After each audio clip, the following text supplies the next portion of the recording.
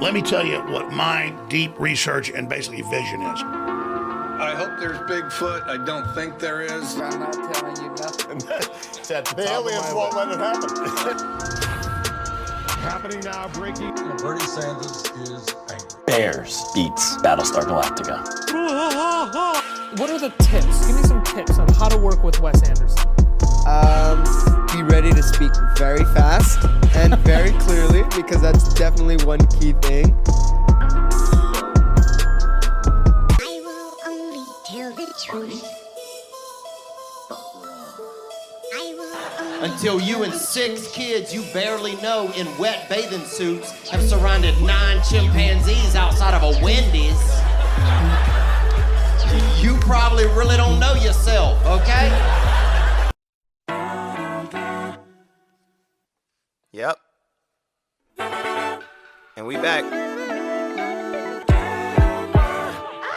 Hello and welcome. You're listening to your new favorite podcast and the best in political, sports, and paranormal news coverage. I'm your host, Wes Anderson, and this is In the Shed. This is episode 24, so whether you're back for more or finding us for the first time this week, hey, thanks for tuning in. It's bright and early Friday morning, October 1st, and I am in a shed in the backyard of my home in Alabama. Also, I can hang out with you tools and talk about the latest headlines, stories, and rumors in the world of politics, sports, and the paranormal. It is all about the orange T-Rexes. It's all...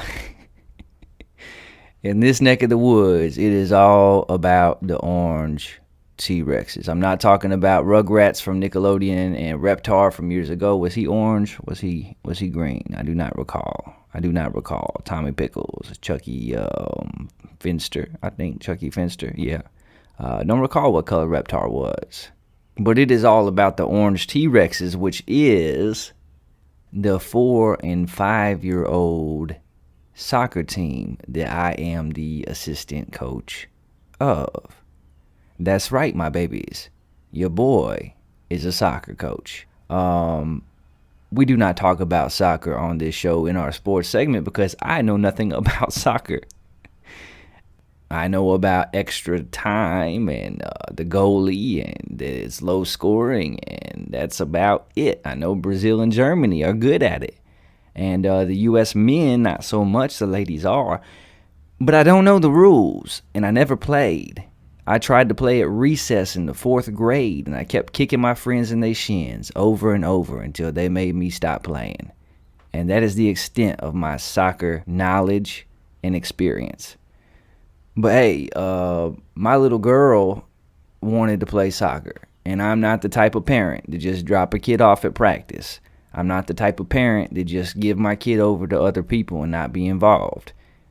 If my kids are going to be a part of something, then I am too. I'm going to learn. I'm going to research. I'm going to have fun. So that is how I wound up being the assistant coach of a 4 and 5-year-old soccer team called the Orange T-Rexes. See, every other team in the league, they don't have names. They don't even give you names anymore. They just give you a jersey color, like the blue team, the orange team, the red team. But we're not playing that on our squad. We're a little Tyrannosaurus family. We was gonna have fun. We needed a team name, so we had 4 practices in our first game, and you should have seen the looks on bystanders and parents of the blue team. Very boring. When our parents filled the stands yelling, "Come on, T-Rexes! Let's go, Orange T-Rexes." And it's the perfect team name because kids love dinosaurs, and also because in soccer, you can't use your hands, and neither can a T-Rex. They can't use their arms because they're tiny, just like our players. No, I'm having a lot of fun hanging out with my kid, getting to know these other kids.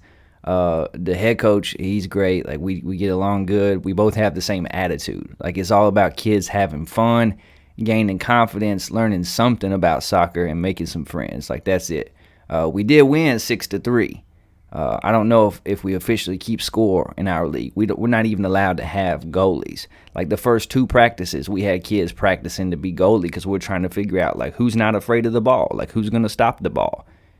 And then we learned you can't even have goalies. But I kept score. I don't know. After the game was over, we shook hands with the other team and we had a little team huddle before we broke it down 1, 2, 3 T-Rexes. And I let my squad know, hey, you won your first ever soccer game 6-3. And it was a lot of fun. The head coach was out on the field with the kids. The coaches are the referees, which can only work in a 4- and 5-year-old league. I cannot imagine when it starts getting more competitive that is a good strategy.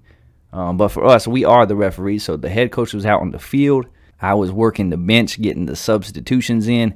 And, you're supposed to get everybody playing time as equal as possible. Don't want kids to be left out. Don't want parents to get upset. And so coming into that 4th quarter, it was time for me to pull some of the older kids and get our 4-year-olds back on the field. They had played in the 2nd quarter. That was all for them. And the 4th quarter was supposed to be also. And I couldn't find 5 people to put on the field because these 4-year-olds were tired. They were tired. They were like, Coach West, please don't make me go back out there. Please don't make me play anymore today. I'm tired. I'm thirsty. I'm hot, Coach West. I'm hot.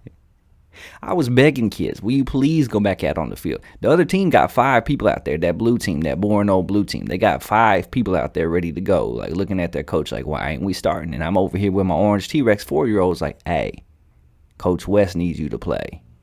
Please help your Tyrannosaurus family out and get on the field. So I finally found a couple more, and we finished the game. And the kids were so excited to learn they, in fact, had won 6-3. So pretty much, in a few weeks' time, I have become the greatest soccer coach on the history of the planet. Assistant to the head soccer coach. Because we are undefeated. And we play our 2nd game tomorrow morning, bright and early at 8:30 a.m. Because there is nothing that I would rather do with my life than be coaching, assistantly, some orange T-Rex 4- and 5-year-olds. Bright and early at 8:30 a.m. on a Saturday morning. Hey, really though, this is the part of parenting I've been looking forward to. Like when my kids are old enough for me to be involved in sports and do different things with them. And this one has been especially fun because it ain't like baseball or basketball or some sport that I know. And so me and my daughter have been learning soccer together, and I've really enjoyed that. But I love the orange T-Rexes. Them are some great kids, and we're apparently a pretty good soccer team too, and we're having a good time. Oh man, orange T-Rexes, what's up? All right, enough of that. Let's get to some comments and corrections from our last show, which was forever ago. Keystone 238, Hanobia 217, Townsend 132. We continue to grow our community on Twitter. We are up over 1,300 followers as of last night. You can follow us there too at In The Shed 4. That's the words In The Shed and the number 4. But did you know? Did you know that you can also listen to the show on YouTube as well? That's right. You can. We now have an In the Shed with Wes Anderson YouTube channel where you can find all episodes of the show. It's a great way to share the show with friends and family, and it's a brand new channel. So we only have like 4 or 5 subscribers, so help us out. Help us out. Go to YouTube, look up our channel, and hit the subscribe button. We would greatly appreciate it. We would also appreciate if you would take just a minute of your time. You could even do it right now if you would like. To take out your phone, open the Apple Podcasts app, look up our show, click on it, and leave us a 5-star review. Our little show is steadily growing thanks to you, our listeners, our tools. But we only have 4 reviews on Apple Podcasts. And we would love to have more, as those reviews influence the algorithms. They affect our rankings and positioning. And the more reviews we get, the more ears we can get in front of our shed. We continue to grow in India, which now makes up 22% of our listening audience. in the UK and Brazil as well. And a special shout out to the nation of Germany and our 5 new listeners there this week. Welcome to the family, Germany. You're a little bit late, but better late than never. On our last episode, we said that we would be talking about whether or not the moon landing was real or faked on this episode. But alas, that is not going to happen today. That will have to wait until next week, because you see, to have that conversation, we are actually bringing on a guest, a very good friend of the show. And I'm going to let who it is be a surprise, but that's happening on our next episode. He couldn't make it to record this week, so we're going to put that off 1 week. We switched up the game on you, but we're still going to have that conversation and look forward to it. That's all the comments and corrections this week. It's been 21 days since our last episode, so plenty of time for me to forget the numerous corrections that needed to have been issued. We got a great show for you tonight, but first let's get to some listener emails. There were many of them. We picked out a few. By the way, got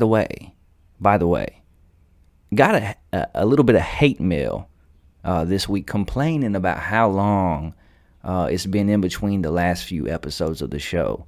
But the funny thing is, this person also told me how much the show sucks. So they complained that I haven't uploaded new episodes in so many days, but also told me the show sucks. So like they hate the show, but they can't wait to hear it. So I didn't know what to do with that. Look, this is a weekly news show. It really is. We try to be, but the honest truth of it is, I'm in a shed in my backyard. Like, I do this for fun. I do this when I can. Like, it matters to me because you matter to me, my tools. But sometimes life happens. Had a bacterial infection last week and got sick. Family obligations that come up, things with work. Sometimes we get busy. So the plan is every week to be out here and record a show, get it out to you, our listeners. We appreciate your patience hanging in there and listening to the show. Sometimes it might be a couple weeks. It might be 3 weeks. But we're going to shoot for a show every week as often as we can. And that is that. That is that.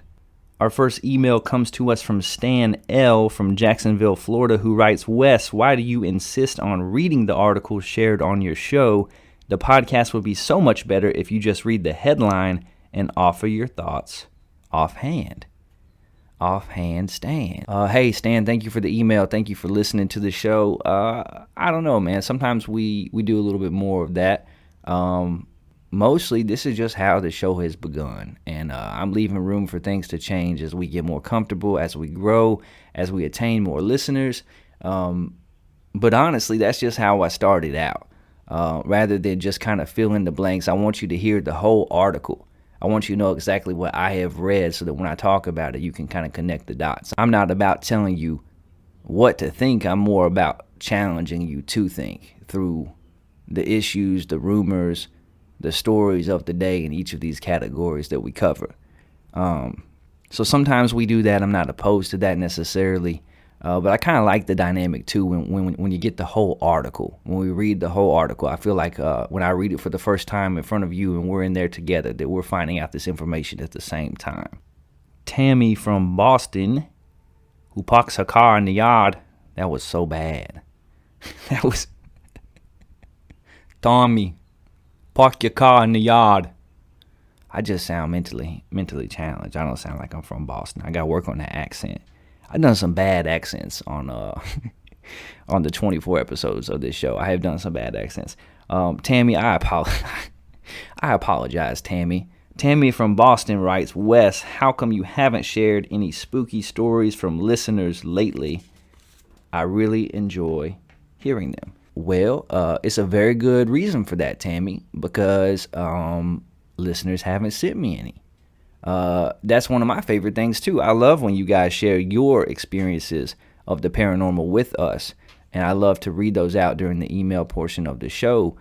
So far, almost all of them that have been sent in, I have shared with you, the listening audience, other than one that was a little explicit, and this is a family show. But I love to do that, and I would love to continue. We've gotten away from that simply because we haven't had those stories shared. So if you have a paranormal experience, words is hard. If you have a paranormal experience that you would like to share, you can email the show and we will love to share it with our audience. And finally, Jay from Kansas City writes, dude, I like that, Jay. Dude, I love how you can take a completely, totally normal, factual, scientific story about plants' ability to respond to sound and make it seem eerie. I was cracking up at how you seemed genuinely freaked out. I love the show. Hey, Jay, we love you too, buddy. Dude, we love you too. Thank you for listening in Kansas City. I've been there once. The barbecue is good. I like the baseball team. Hope to go back to Kansas City. The reason why I seemed authentically freaked out is because I was authentically freaked out. That story scared me, and I put things in the paranormal news segment like that sometimes, and I get grief from some of you guys. We did the one about anesthesia. We did the one, what was another example? But there's been a few times that we've done these stories that are scientific, and they're in the paranormal side of things because, as we talked about on the first episode, the definition of paranormal that we're using are things that cannot easily be explained or that are out of the ordinary when it comes to the ordered world. Right. And plants being able to hear is out of ordinary to me. I had not heard that before. And it's creepy because I got a lot of plants around my house, around the shed right now. See, I'm getting freaked out again just talking about it. It's creepy, Jay. It's creepy. And I appreciate you listening to the show. That's all the listener emails this week. If you have any thoughts that you'd like to share, you can email the show at intheshedwithwes@gmail.com. Again, that's intheshedwithwes@gmail.com. I might even read it on air. And plus, I just like to hear from you. I like to know who you are, where you're at, and what got you listening to the show, what parts of it you like, what's going on with you. And I even do my best to respond and write back. So if you're hearing this right now, wherever you are in the world, take a couple minutes of your day. Write us an email at intheshedwithwes. That's the words intheshedwithwes. All lowercase, no spaces, at gmail.com. Holler at your boy. All right, let's switch to this. Let's get to the news in the world of politics, and let's hit the headlines. Liberal outrage erupts at Nancy Pelosi for saying she has enormous respect for Senator Joe Manchin as he stalls Dems' agenda, writes The Blaze. Nation's most restrictive abortion law back in Texas court, according to the Washington Times. From the Hill, Biden approval rating slips to 50% in AP poll. Biden signs government funding bill to prevent shutdown, says CBS News. And finally, China just made its boldest climate move yet, and that is according to Slate. Our first story in the world of politics, Biden has lost his patience with the negative press corps before 6-month mark. President Joe Biden is increasingly dropping his Uncle Joe persona with reporters as pressure mounts on the White House to notch legislative accomplishments before the 2022 midterm elections. Biden's growing frustration with negative questions suggests the end of his press honeymoon, but it also poses problems for the White House communications team as reporters regain access to the president thanks to the easing of pandemic social distancing requirements. Obama White House spokesperson Eric Schultz dismissed complaints about Biden's outbursts as a desperate attempt to search for any critique of Biden since nothing else seems to stick. The president answers questions from reporters regularly, with respect and admiration for their role, he told the Washington Examiner. The White House deeply respects the role of journalists, with everyone fielding questions and answering them as truthfully and candidly as they can. But Biden has a history of being prickly when faced with questions he does not like, both from reporters and voters alike. His irritability can be contrasted with former President Donald Trump's hostility. Yet while it chafes with Biden's typically affable public image, it aligns with his reputation for berating staffers who, for instance, litter his speeches with jargon laypeople will not understand. Biden is not as apt as his predecessor at spinning an unwelcome question with a talking point or pivot to the message of the day, according to political and media historian Brian Rosenwald, who contended it was more a difference in personality than a difference in substance. In terms of Democrats, I think there's probably a certain frustration that comes from having to hear conservatives scream and shout about how liberal the media is, while also confronting reporters constantly criticizing them, focusing on negative things. But that's probably more at the staff level, he said. In essence, there's a bit of a tug of war always going on, he said. Presidents and their staff want to script everything and focus on positive stuff. The media wants to puncture that idyllic portrait and sees its role as holding the administration to account. For historian and journalism professor David Greenberg, the adversarial relationship between the president and the press is a bipartisan phenomenon. It goes back to Theodore Roosevelt, the first president of the modern media age. He wanted to control the agenda, what was reported on, how it was covered, he said. But the press believes it should set the agenda, and that to fall in line behind the president's wishes is mere stenography. The trend was exacerbated during the mid-1960s after the Vietnam War and Watergate though there are examples of the odd exchange even from when the dynamic was more sympathetic and cozier, Greenberg explained. I don't think you can see all that much difference between Republicans and Democrats. They all feel the media are being too hard on them, trying to trap them, harping on scandal or failure, and so on, he said. Biden chided reporters last week who were peppering him with questions about the U.S. troop withdrawal from Afghanistan's Bagram airfield. The U.S. operation had been headquartered at the airfield, and the personnel departure effectively ended the country's military mission despite the Taliban's recent rise. I want to talk about happy things, man, Biden said last week. Like ice cream. It's the holiday weekend. I'm going to celebrate. There's great things happening.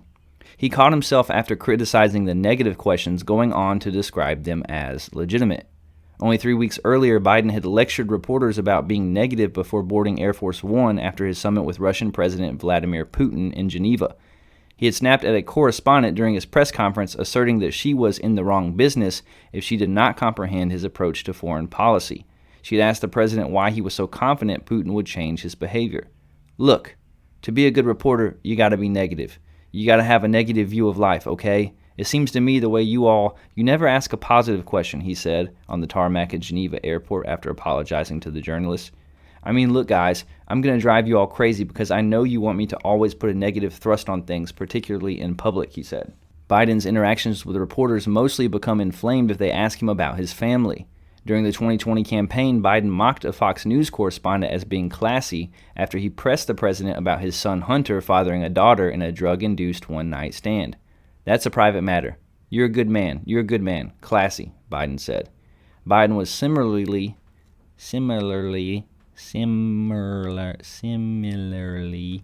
triggered by an Iowa voter who asked about Hunter's business dealings with Ukrainian oligarchy-linked natural gas company Burisma Holdings. The president blasted the man as a liar. Yeah, so the president is growing tired of the negative press coverage and the hard questions that he's being asked.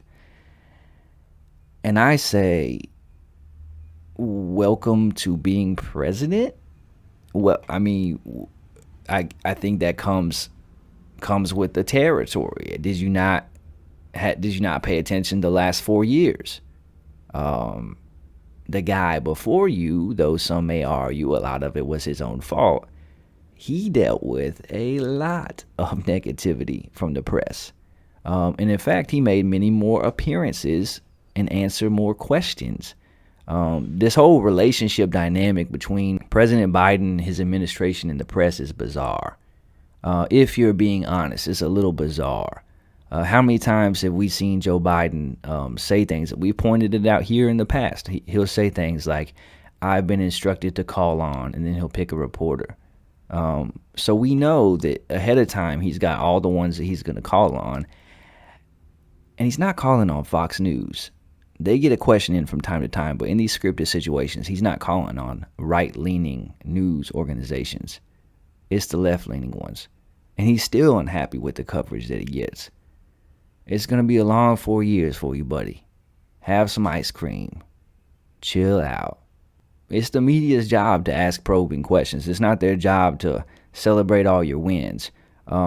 We've said on the show all the time that every president, no matter who it is when they're in office, no matter what side of the aisle they come from, they do some positive things and they do some negative things, right? So From time to time, should we announce the positive things that the Biden administration accomplishes, and should we trumpet those things? Absolutely. Absolutely. But hey, the other side of the coin is when you're making a mess of things like you did in Afghanistan, when you're failing to make public appearances and leave press conferences without taking questions and say this is who I've been instructed to call on and say I'm not allowed to do this, and when the White House press office gets upset because when you have your meeting with foreign dignitaries and they take questions but y'all had agreed to no questions, that doesn't put off a good look. That doesn't seem very in charge, very presidential. And when your overall approval rating has slipped to 50%, which I think at this point in the presidency is only surpassed by Donald Trump and one other president for the worst approval rating of all time, chances are you're going to endure some negative press coverage. And on this show, we'll be as fair as we can. I did not vote for Joe Biden. I did not vote for Donald Trump. I'm not a supporter of either. I want good things for our country. I love our country. I hope Joe Biden succeeds while he's in the White House and does tremendous things because I'm an American citizen and I want what's best for us. So when his administration does good things, we will talk about it. When they mess up, we will talk about it. Left or right, we need both wings for this beautiful bald eagle to soar. And I'm a firm believer of that. But President Biden, you're going to have to relax a little bit. You're going to have to field some questions because you got a big boy job. And if you're up to the task, you got to step up to the podium and you got to take questions from reporters and you got to respond to them and you got to deal with it if they're hard or if they're tough. You don't get to be the leader of the free world and not experience some tough questions and not have to explain your reasoning or your policies. It's a part of the job. And I feel like I just gave a pep talk to my 8th grade son who's running for class president. He does have a temper though, don't he? Well, that was the missus. She was calling, asking about a car seat that we gotta buy for my boy. Cause he's outgrown the other one, cause he's a big baby. 1-year-old little man, grown man, big baby. But yeah, sorry. I'm just gonna leave that in the show. Why edit it out? We don't do a lot of editing. You can hear police sirens and dog barkings. Yeah. It's a part of the show. I hope it's a part of our charm that I'm just sitting out here in my backyard in the shed, no matter the weather, by the way. Our first episode we recorded, I think it was like 30 degrees outside. I was bundled up. This summer we recorded shows where it was like 100 degrees and we out here. No fan, no air conditioning, but we do it for you. We do it for you, my babies, my tools. It's all for you. And Joe Biden's got to have that attitude too. It's all for the people. Take the questions. Take a deep breath. Calm down. The press is doing their job, and I'm a journalist, so I'm one of them. I'm a journalist, right? Right. Glad we agree. Our next story in the world of politics, Andrew Yang to launch a third party. The presidential candidate turned New York mayoral hopeful is no longer identifying as a Democrat. And it's 2021. Andrew Yang, you can identify however you like, buddy. Former presidential and New York mayoral candidate Andrew Yang is set to launch a third party next month, according to two people familiar with the matter. Two people familiar with the matter. Is one of them Andrew Yang? Because if not, then why are we reading this article? Like, who are the two people familiar with the matter? Is one of them Andrew Wang? I can't possibly leave that in, can I? This is a family show. Andrew Yang, is one of them Andrew Yang or his wife? Because if not, then why are we talking about it? Yang is expected to start the party in conjunction with the October 5th release of his new book, Forward, Notes on the Future of Our Democracy. So that comes out in a few days. It's not clear what the name of Yang's third party will be or how he plans to deploy it in 2022 or 2024. Yang and his team did not respond to requests for comment. But the book's publisher, Crown, did give some clues about the type of platform that Yang may pursue. It writes that the book is an indictment of America's era of institutional failure and will introduce us to the various priests of the decline of America, including politicians whose incentives have become divorced from the people they supposedly serve.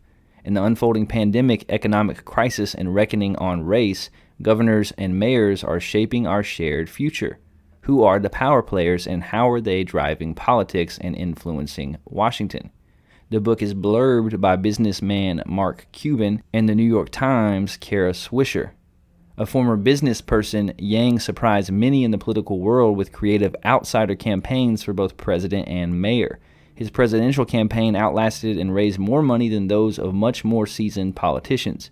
But ultimately that did not translate to votes as he dropped out shortly after the New Hampshire primary and faded in the polls as the mayoral race came to a close. He ran predominantly on the idea of universal basic income, which would see the government give citizens a monthly $1,000 check.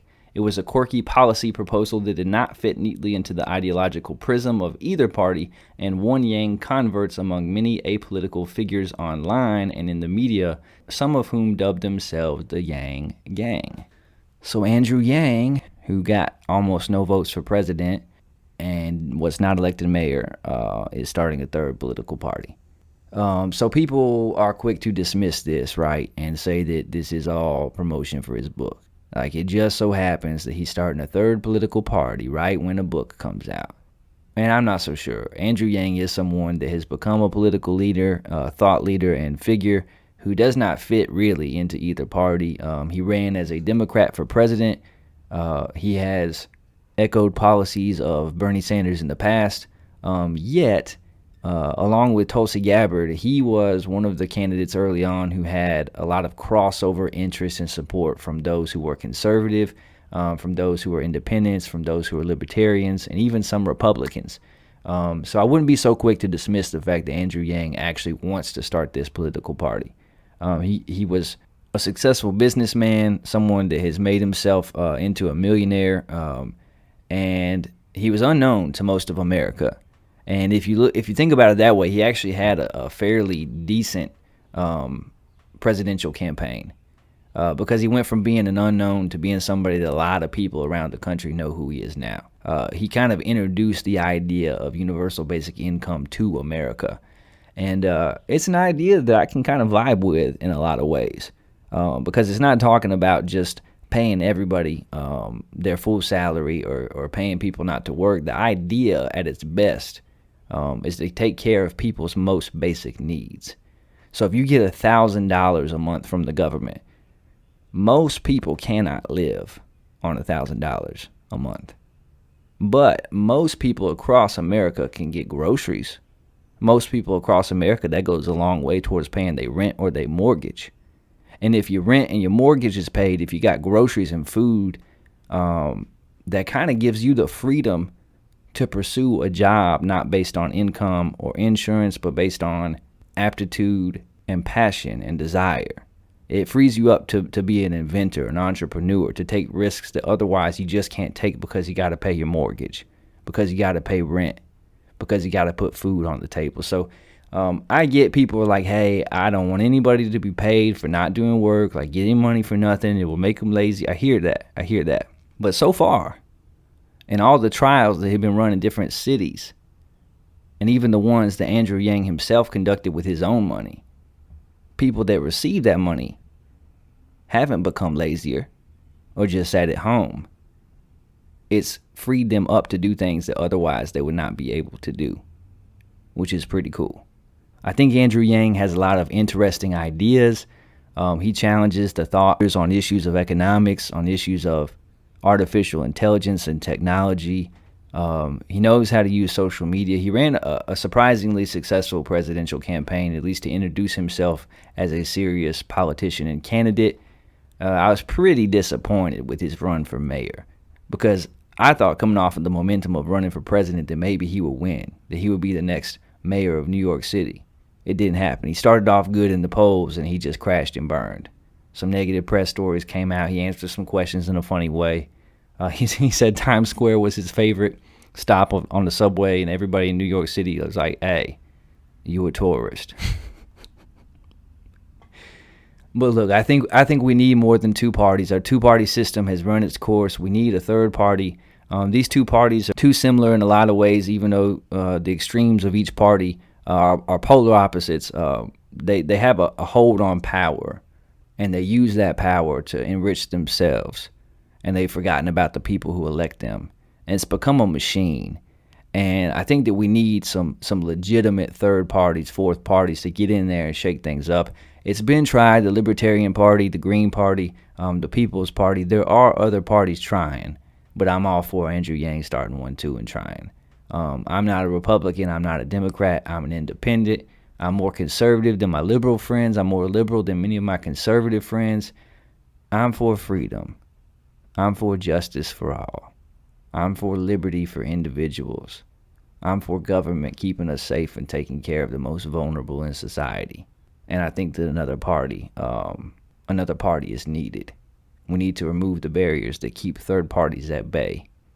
And if Andrew Yang wants to be a part of that solution and use his intelligence and his money and his resources, then A, more power to you. Our next story, Victoria, Australia will lock out unvaccinated people from its economy. The Australian state of Victoria will lock out unvaccinated people from participating in the economy, Premier Dan Andrews has announced. Victoria is currently under draconian lockdown restrictions, which residents of Melbourne, who make up the vast majority of the state's population, living under a 9 p.m. to 5 a.m. curfew, forbidden from leaving their houses except to work, buy groceries, or get a COVID-19 vaccination. When the lockdown is lifted, Premier Dan Andrews said on Sunday, future restrictions will apply only to those who are unvaccinated. There's going to be a vaccinated economy, and you get to participate in that if you are vaccinated, Andrews stated. We're going to move to a situation where, to protect the health system, we're going to lock out people who are not vaccinated and can be. If you're making the choice not to get vaccinated, then you're making the wrong choice, he added. Andrews did not say what kind of services and venues unvaccinated people would be locked out of, but he did say that once Victoria reopens, it's not going to be safe for people who are not vaccinated to be roaming around the place spreading the virus. Despite Andrews' plan to beat COVID-19 by segregating the vaccinated and unvaccinated, current research holds that vaccinated people can still catch the virus and spread it to others, and case counts are rising while hospitalizations and deaths are still prevalent in even the most widely vaccinated countries worldwide. Though vaccines can reduce the risk of serious symptoms and death, their efficacy at that falls with time too. Andrews' proposed vaccinated economy triggered outrage online, with critics describing the plan as psychopathic, Andrews as a dictator, and urging Aussies to not comply with the rules. Andrews also revealed that a vaccine passport scheme will be piloted in regional Victoria in the coming weeks, with proof of vaccination required to enter pubs and restaurants. Publicans are reportedly on board with the idea, with one telling ABC Australia that whilst we certainly don't like the idea of turning anyone away, we need to do whatever it takes to ensure the survival of our business. The Australian government agreed earlier this summer to study the rollout of the passport scheme in Victoria with a view to implementing it nationwide. Andrews is not the only Australian premier to subject his people to grueling lockdowns. In neighbouring New South Wales, Premier Gladys Berejiklian, possibly, imposed a similarly rigorous lockdown last month, which is slated to run until at least the end of September and is currently being enforced by hundreds of police officers and soldiers on the streets of Sydney. Police have also been given powers to lock down entire apartment blocks and demand that residents show up for compliance checks. So this is a confusing time. This is a confusing time in our world, in our nation, with all this COVID stuff, because we're all weary.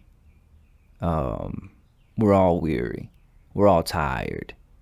It's been a marathon and not one any of us knew about or were prepared for or signed up for. And recently I was with a group of teenagers, and we were getting ready to pray.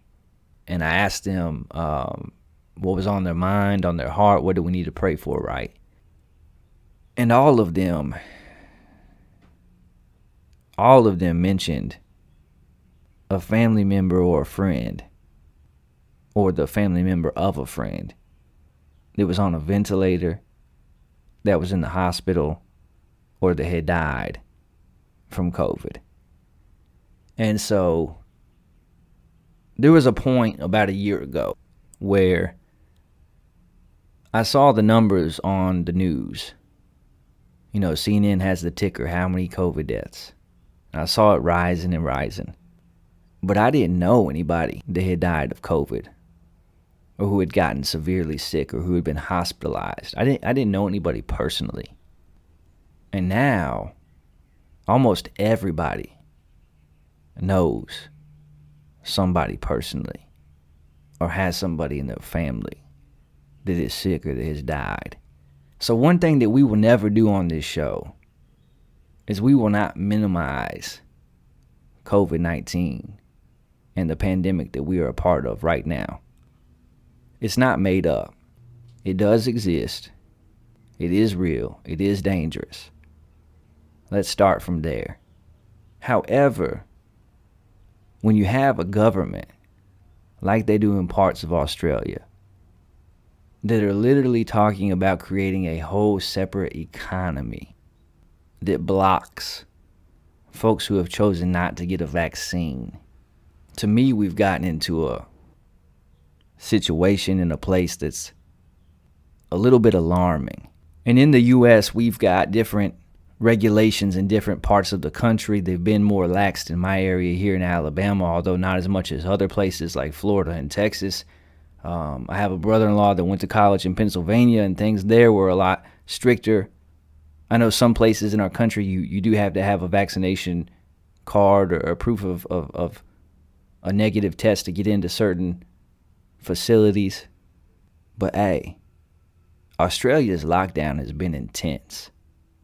And it hasn't been off and on like in the States. It's been consistent.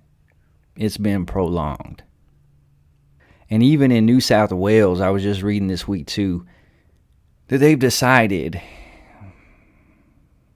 that children being away from other children and from their friends and being in isolation for this long might not be good for their mental health or their social development. Like, hey, duh. I took one psychology class in college, but duh. And so their answer for this, their response, their solution is to allow children to form friendship bubbles. Friendship bubbles. Like 5 to 8, 10 kids.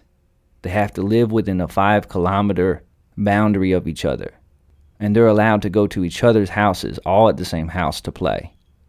I'm stealing this line from Bill Maher on Real Time. But if your solution to a problem sounds like an Onion headline, a headline from The Onion, maybe your solution is crazy. I'm not going to minimize COVID-19 or its effects. It's real. I've seen it. I've felt it. I myself have chosen, and my family have chosen, to get vaccinated. And I'm okay saying that.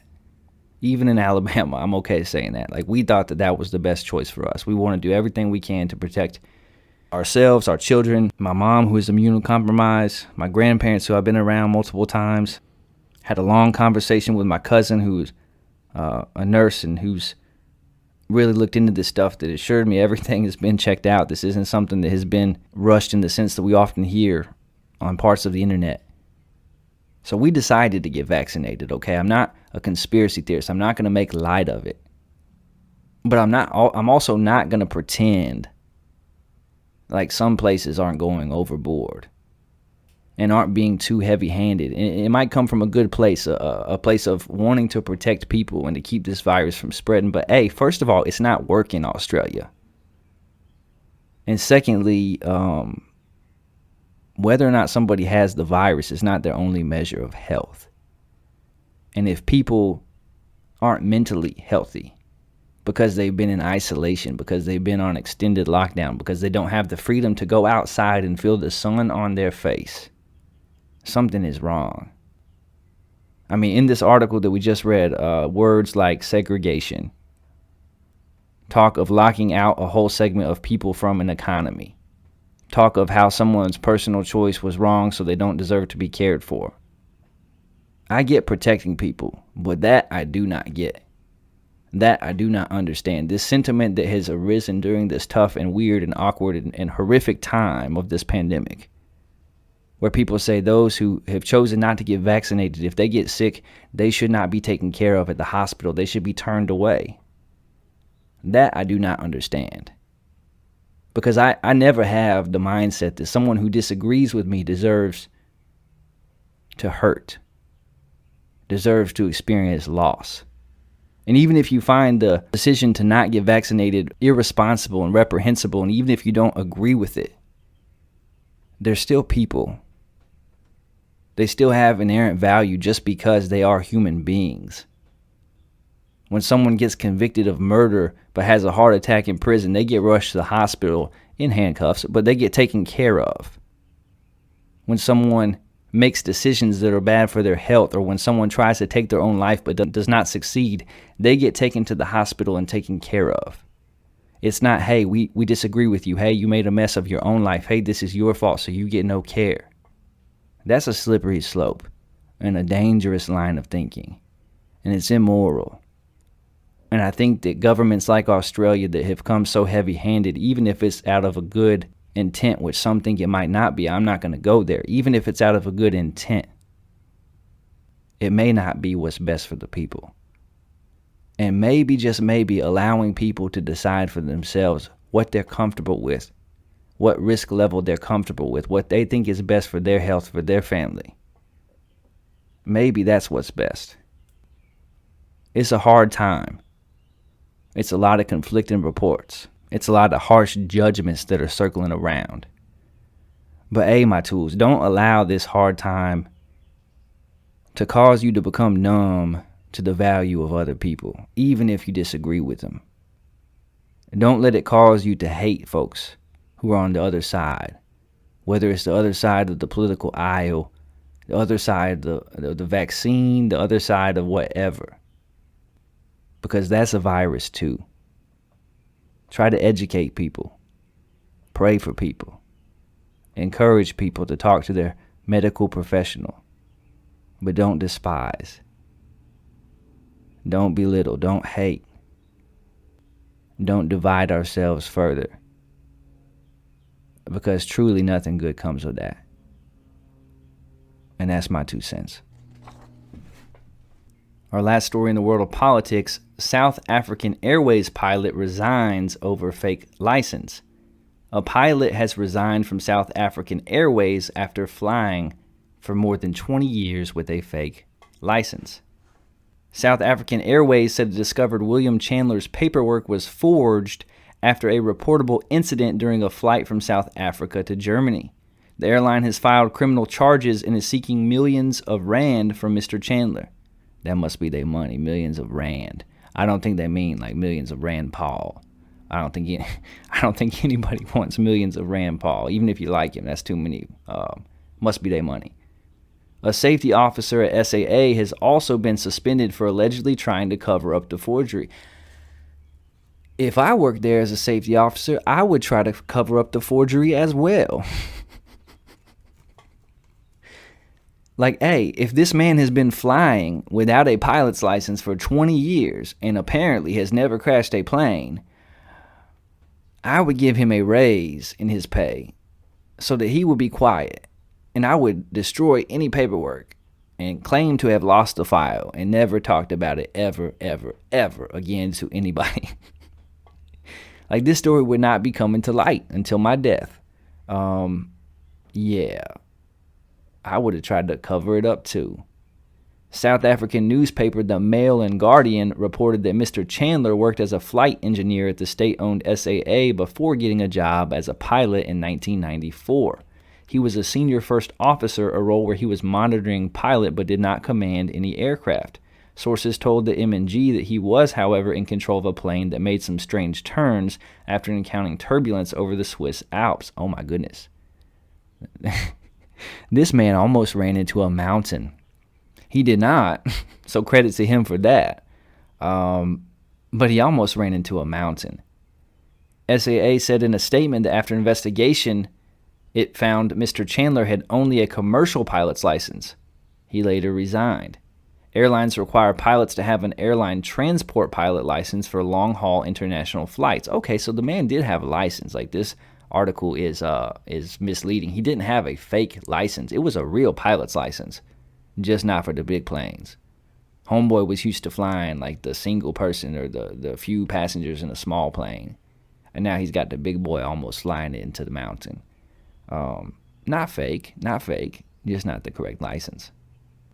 For an ATPL, pilots must pass several technical and medical exams and complete 1,500 hours of flying time. Licensee holders must refresh their credentials every year in a series of tests involving flight simulations and physical exams. I got a flight simulator on my iPhone. I forget what it's called, but it's really dope, and it gives you different aircraft to learn how to fly, like to do the controls, the whole deal. Like it says it's like pretty realistic, right? I'm really bad.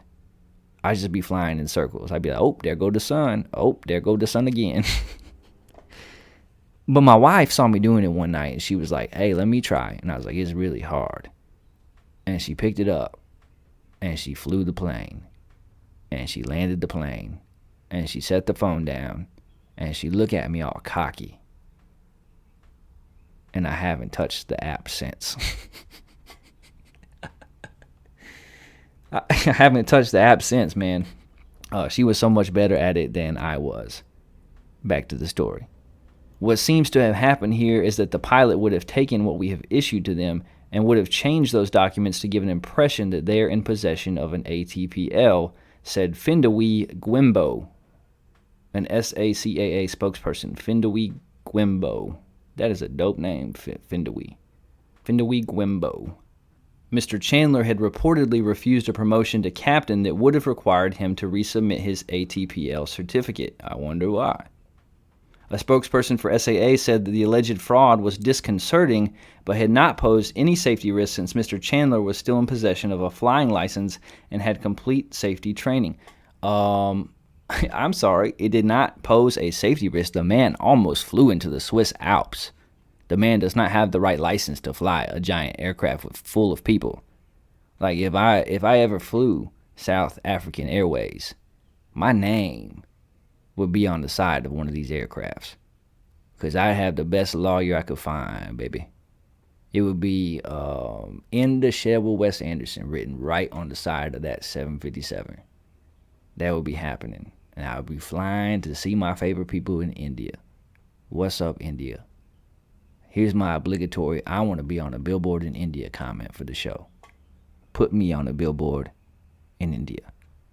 Yo, that's crazy. This man, how in the world do you go 20 years without them even noticing that you don't have the right type of license? Like that man might not even done that on purpose. He might have just got a promotion and been like, I didn't think I was qualified, but okay, I'll roll with it. And then by the time he realized what had happened, he's like, hey, it's been like 7 years and I've been in this position. I'm just not going to say nothing and see what happens.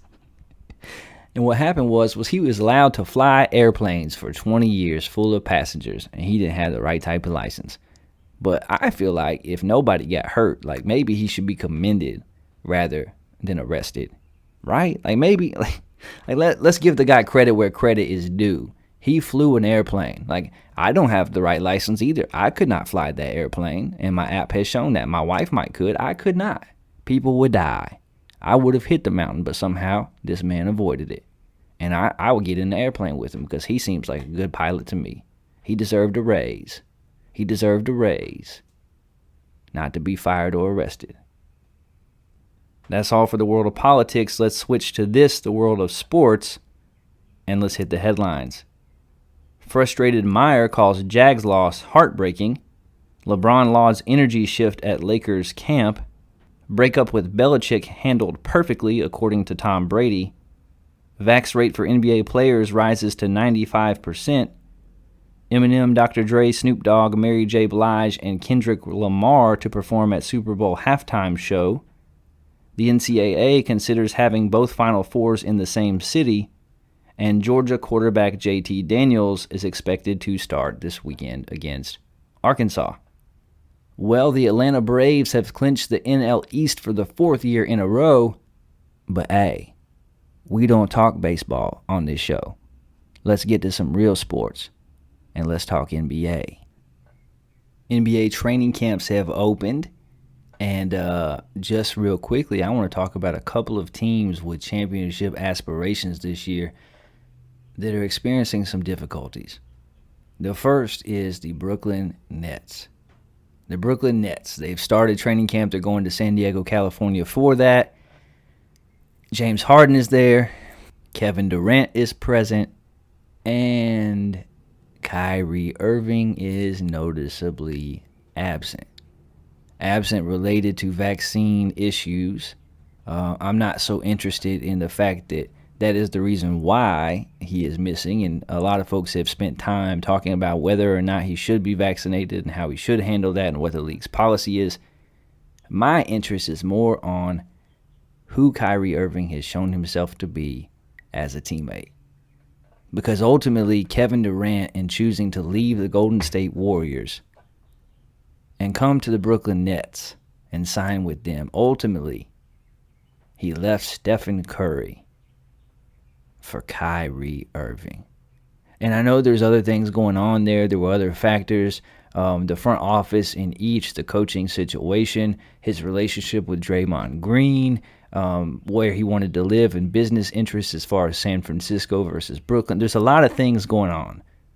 But if you boil it down to his best teammate on each team, Kevin Durant made a decision to leave Stephen Curry, two-time MVP, greatest three-point shooter of all time, tremendous teammate, tremendous leader, for Kyrie Irving.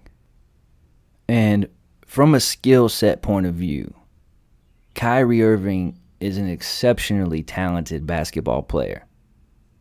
I mean, Kyrie Irving can shoot the ball, his ball handling, he's one of the two best ball handlers in the league. Like, he's an exceptional talent. There's not very many players, only a handful of players that can score the ball like Kyrie Irving in the game today.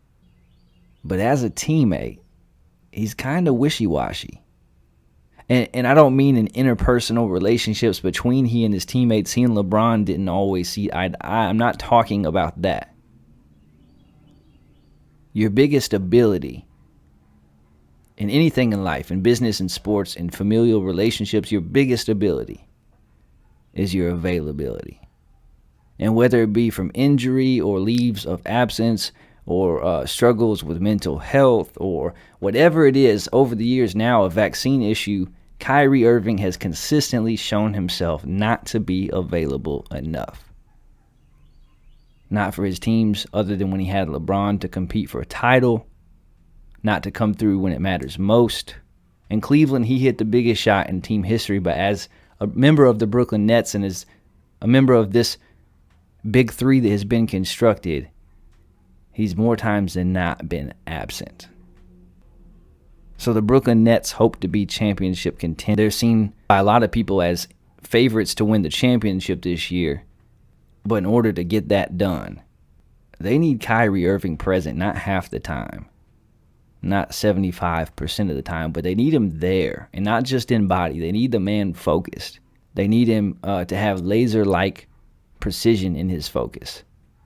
And that's an ability that I just don't know that he has. I don't know that basketball really matters that much to Kyrie Irving. I don't know that winning a championship really matters that much to Kyrie Irving. And he has a lot of ability, but availability seems to be something that he struggles with. Another team that's really up against it coming into the season, the Philadelphia 76ers. They had the best record in the Eastern Conference last year, but got ousted by the Atlanta Hawks. Joel Embiid is constantly battling injury, but is a dominant force when he's healthy. But they're without Ben Simmons. Ben Simmons, who was a no-show for much of the Eastern Conference semis against the Atlanta Hawks, who had a wide-open dunk but passed it up, who refuses to take jump shots in NBA games. And, of course, if you remember, after that series ended, in the press conference, Doc Rivers was asked directly, can Ben Simmons be a point guard on a championship 76ers team? And despite what he's tried to say now, what he actually said then was, I don't know. I don't know. And that was the beginning of the end of Ben Simmons in Philly. Ben Simmons, who is a great passer, who is good on defense, who can handle the ball, who rebounds, but who has not developed any type of jump shot, at least not that he's willing to take. Not to make, but to take in an NBA basketball game. And he's skipped out on training camp. He's made it clear through his agents that he's not going to play another game in Philly, despite the fact that he's got 4 more years on his contract. And Philly has been actively trying to trade him, but they want a high price and a king's ransom for him, which they're not getting on this market right now. They don't have to trade him. They can hold him. They can sit him at home, and they can fine him. It's going to be interesting to see what happens. Yesterday, Joel Embiid was asked about it. He's remained silent, but now that things are officially done, he came out with some blistering commentary about the Ben Simmons partnership.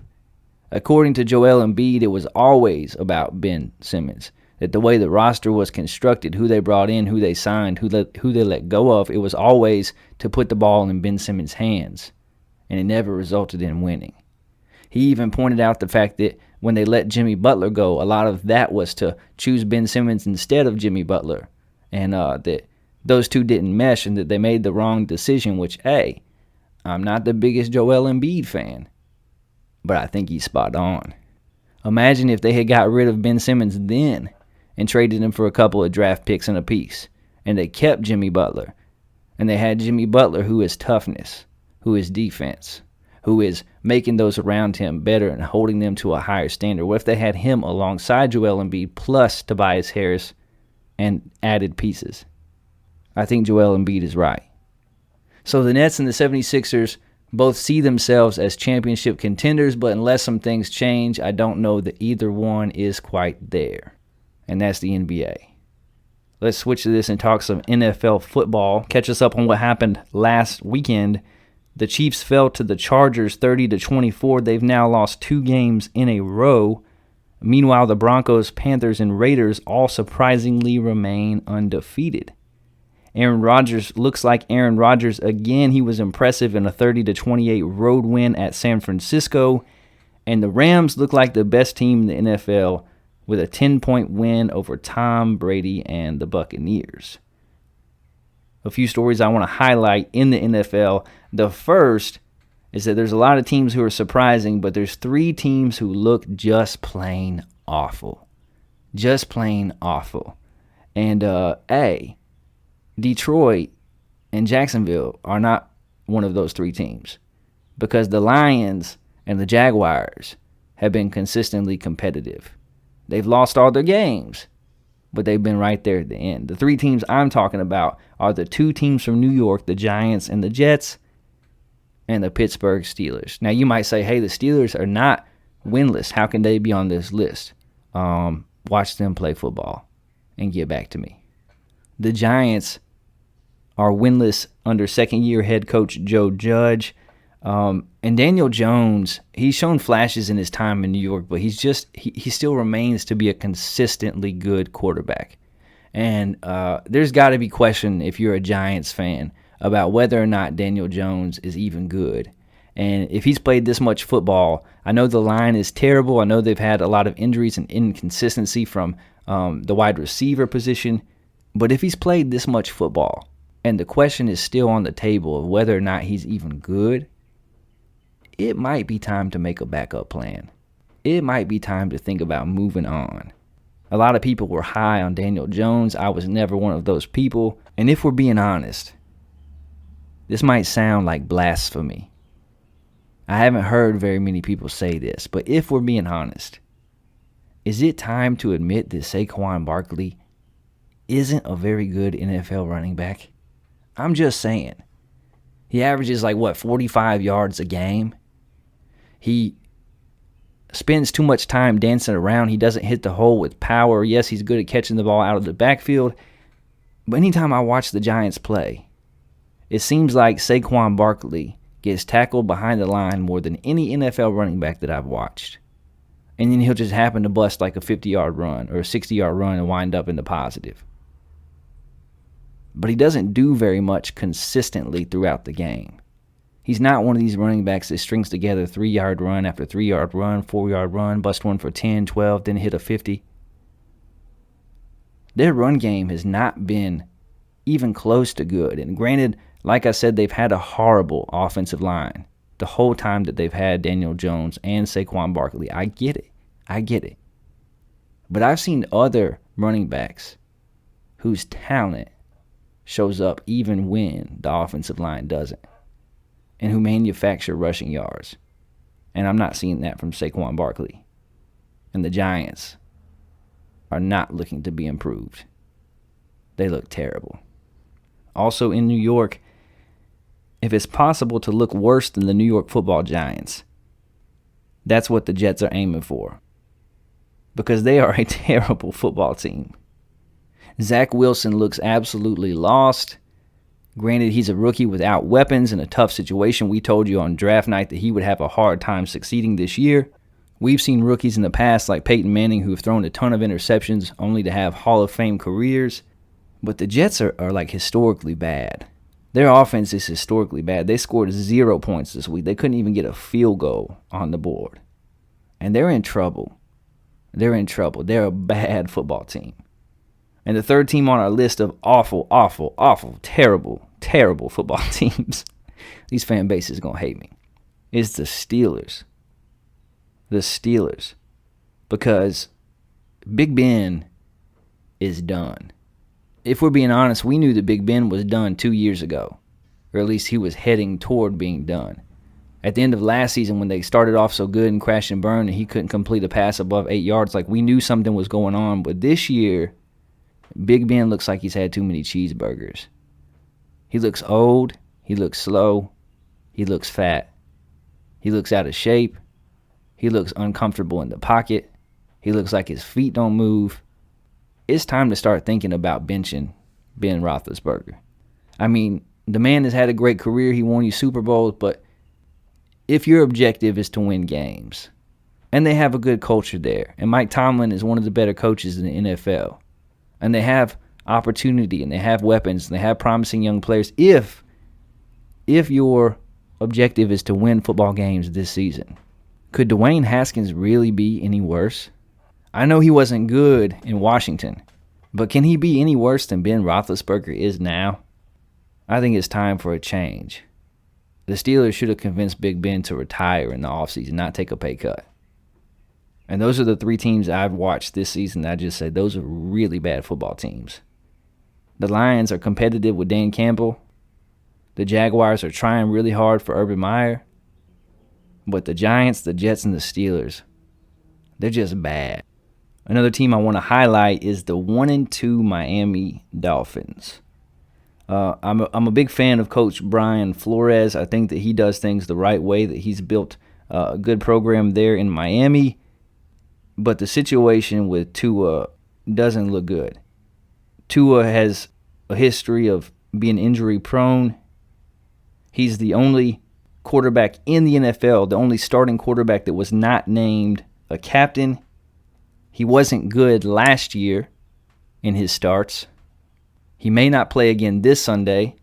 And this week news came out that the Dolphins owner still has an interest, even after all the things that have happened, in trading for Deshaun Watson.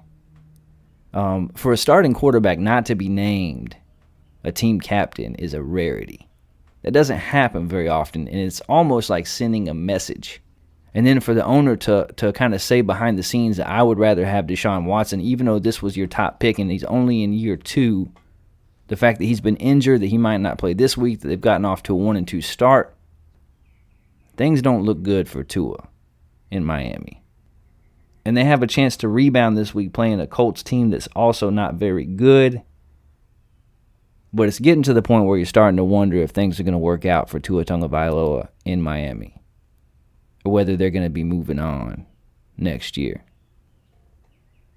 Then you have the Carolina Panthers. The Panthers, who are undefeated, who take on the Cowboys this week. Talk about a coach that is seeming to work. Matt Rule, coming over from Baylor and from the college game. So far, that's seeming to translate really well. Sam Darnold has a chance to be comeback player of the year. He was terrible with the Jets franchise. It's one of the worst in all of sports. Here in Carolina and in Charlotte so far after 3 games, he's done a really good job of managing that offense. He looks healthy. He looks athletic. He looks sharp. They have the best pass rush so far in the NFL. But Christian McCaffrey is hurt. And he's going to miss some time yet again. This is why they drafted Chuba Hubbard out of Oklahoma State.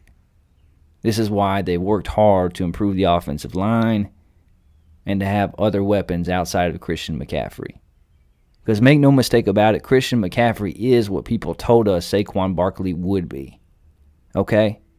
Christian McCaffrey is great out of the backfield. He runs the best routes of any running back other than Marshall Faulk that I've ever seen.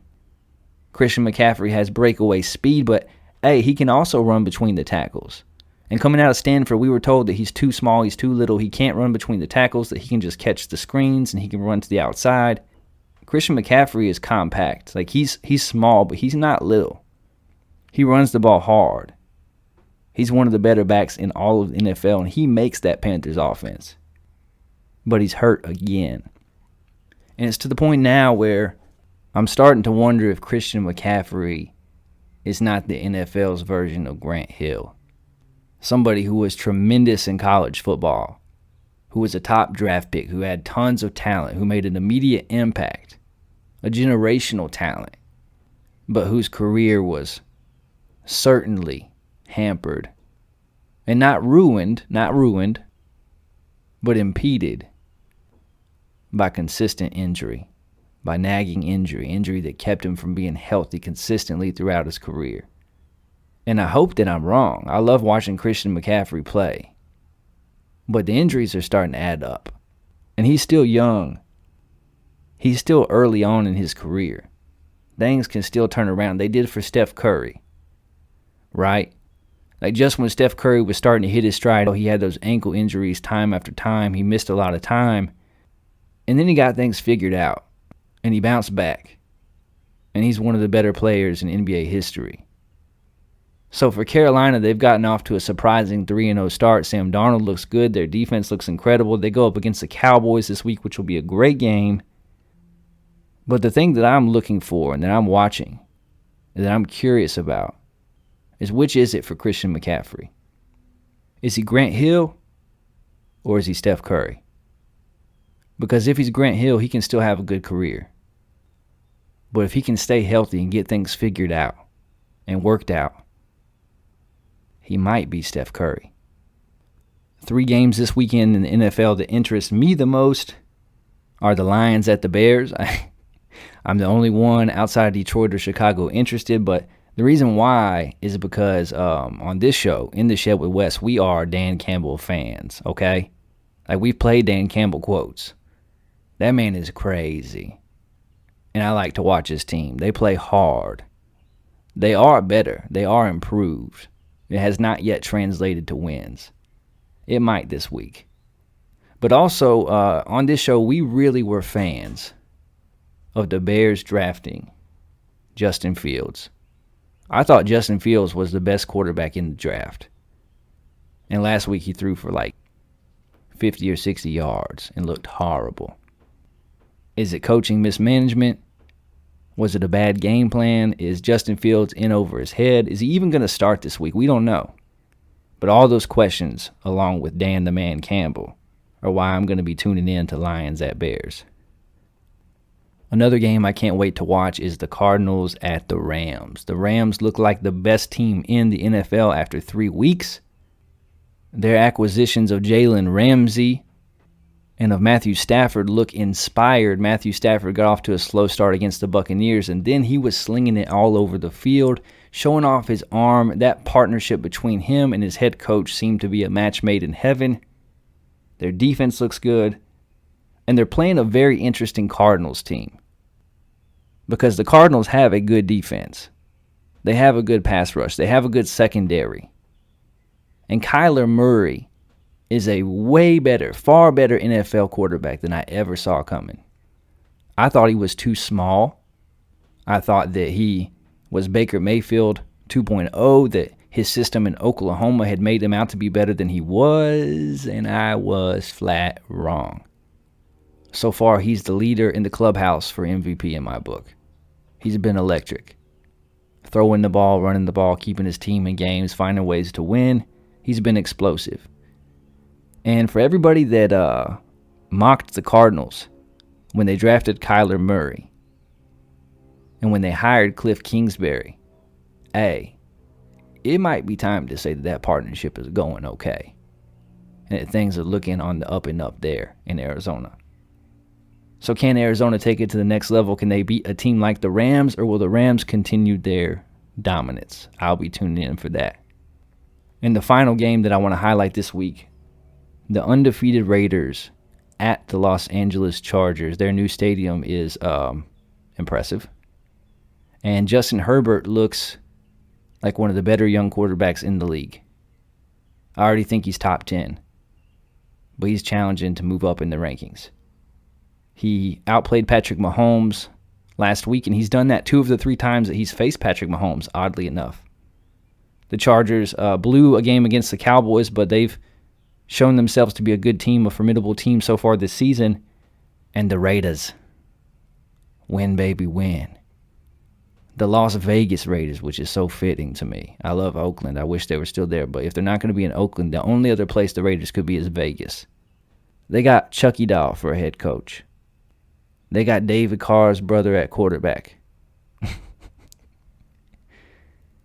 Derek Carr looks like the best quarterback in the league through 3 weeks. And the Raiders are 3-0.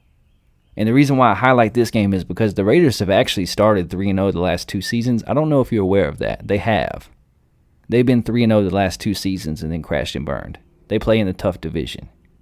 And they're going to go on the road to a very good football team that has a quarterback who is as good as theirs. And I want to see what they're made of.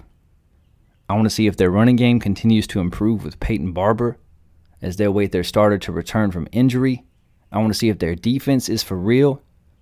I want to see if Derek Carr continues to play at an MVP pace. I think he's second behind Kyler Murray in that regard right now. I want to watch the Raiders and the Chargers. And we can't end our sports segment without talking some college football. A lot happened last weekend, a lot going on this weekend. But we start with the In the Shed Solid 7. If you haven't been keeping up with us on Twitter, we've only mentioned it once on the show so far, but every week during the college football season, we are picking 7 games going against the spread, giving you 7 matchups that we really like. We're keeping up with our progress, shooting for 53%, because 53% puts you in the money. And after 4 weeks, we are at 50%. We're almost where we need to be, my babies. Last week, we had a great weekend going 6-1. The only team that let us down was the USC Trojans, because we picked them to cover the spread against Oregon State, and they lost 45 to like 28 or something. It was crazy.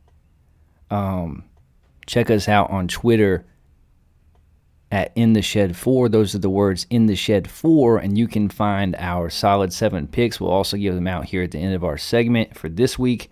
But we went 6-1 last week, and we were pretty satisfied with that. We were on fire. Let's give you a quick review of some important things that happened this last weekend in college football. Syracuse knocked off Liberty and Hugh Freeze 24-21. Liberty had chances in that game, but their undefeated season comes to an end. They have a loss now. Notre Dame put it on Wisconsin, who falls to 1-2 by a score of 41-13. SMU defeated TCU 42-34 and then planted their flag at midfield at TCU Stadium. And their coach, Gary Patterson, was not happy about that. He was like, hey, they planned that. And I'm like, hey, you lost the game. You don't get to talk. Coastal Carolina remains undefeated, winning 53-3 over UMass. The Baylor Bears beat Iowa State 31-29 to remain undefeated. And there are 3 things that I want to highlight from this last weekend before we get to the games this weekend. The first is Clemson losing 27-21 to NC State. Clemson Tigers are officially out of the playoff running. That's their second loss of the season. And things do not look good for Dabo Swinney and his Clemson Tigers. On the one hand, they could win out, go 10-2, win the ACC, have a very good season overall. But they've been a team that is a staple in the college football playoffs. They have had a couple of really dominant playoff performances. They have won championships. They're just expected to be there. And in our inaugural In the Shed with Wes preseason top 25 rankings, for all of those reasons, along with who they had returning, we had them ranked our number 1 team in the country. And man, were we wrong. We were wrong. We were fooled. Bamboozled. DJ Uiagalelei just has not been able to play to the level that most people, including myself, thought that he would. He got some valuable playing time last year. He got to start when Trevor Lawrence was out for a game or two. One of those starts coming in South Bend against Notre Dame, a game that they almost won. And he looked really good in those games. He looked young, but he looked really good. And I get that they've replaced some pieces on the offensive line, just like Alabama. They kind of lose a lot of players to the NFL and have to replace them each year. But I thought that Clemson would be better than this. I expected more out of Clemson this season. Their defense has shown up to be good early on, but they've kind of faded as well now, too. Their receivers don't seem to be able to get open, and their quarterback play and offensive line play have generally been abysmal. So Dabo Swinney has some stuff to figure out there. And for the first time in several years, Clemson fans cannot be happy that their team, only 4 games into the season, is now out of the running for the college football playoffs.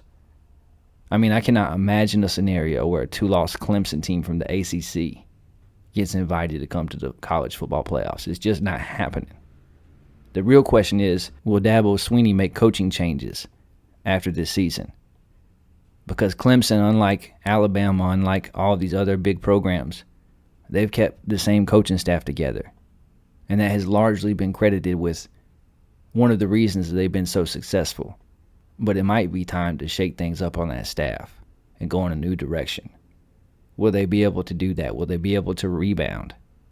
Will their recruiting take a hit? Or is this the end of Clemson's reign as one of the 2 best teams in college football? I think by the end of the season, we'll have some of those questions answered.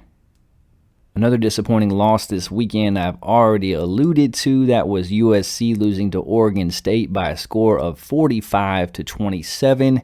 Of course, they've already moved on from their coach firing Clay Helton in the middle of the season, which is the second time in recent years that they've done that. I told you that was a bad look. Like, how are you supposed to recruit a very good head coach to come to your school if the last 2 you've let go in the middle of the season? And then when Ed Orgeron was interim and was winning all those games, you ain't want to keep him. And probably the guy you have now who's interim, no matter how many games he wins, you ain't going to want to keep him. So USC, they won their first game under the interim coach, but then they lost this one to Oregon State, who has a pretty good squad this year, but they lost 45-27. It wasn't close. And they struggle in all facets of the game. Their defense is not elite. Their offense is not elite. Their quarterback play is not elite. And it's really hard to see a USC team that, when I was growing up, was one of the 2 or 3 best teams in all of college football. It's hard to see them still getting the same 5-star recruits. Like every week when they play a Pac-10, Pac-12 team, whatever, how many teams are in the Pac, whatever now. Every week when they line up against a team in their conference, they have the most talent on the field, with the possible exception of Oregon. And yet they can't beat anybody. They don't outman anybody. They don't look exceptional in any facet of the game. And this week there's been a lot of chatter as far as their head coach opening and who they're going to hire, who they should go after. The name that you hear the most is Urban Meyer. It's not happening. Urban Meyer could go 0-17 in Jacksonville. And he's not leaving Trevor Lawrence, the NFL, and the Jaguars after one season to come to the dumpster fire that is USC. It's not happening. USC is a traditional great program, a lot of potential. I do think that it's a type of situation with the conference they play in and the talent that they recruit that if you plug in the right head coach, they could go 10-2 next season. But that man won't be Urban Meyer. He's got too much on the line for his reputation. He's too arrogant to fail in Jacksonville in one season. He might fail. He might fail overall. But if he does, it'll be in 2 or 3 seasons. He's going to go back for more next year. And the other name that you heard this week, you heard former USC great Reggie Bush, Heisman Trophy winner, if he's still allowed to be called that. He said that the head coaching job should go to Deion Sanders. He pointed out the fact that Deion Sanders had the 55th ranked recruiting class in the country at an HBCU, Jackson State. And that's an interesting argument because that is an amazing feat that Deion Sanders could accomplish that. There's no doubt that Deion Sanders has the personality to be the head coach at USC. There's no doubt that he has the experience as far as a football player to be the head coach at USC. There's no doubt that he could recruit phenomenally well at USC.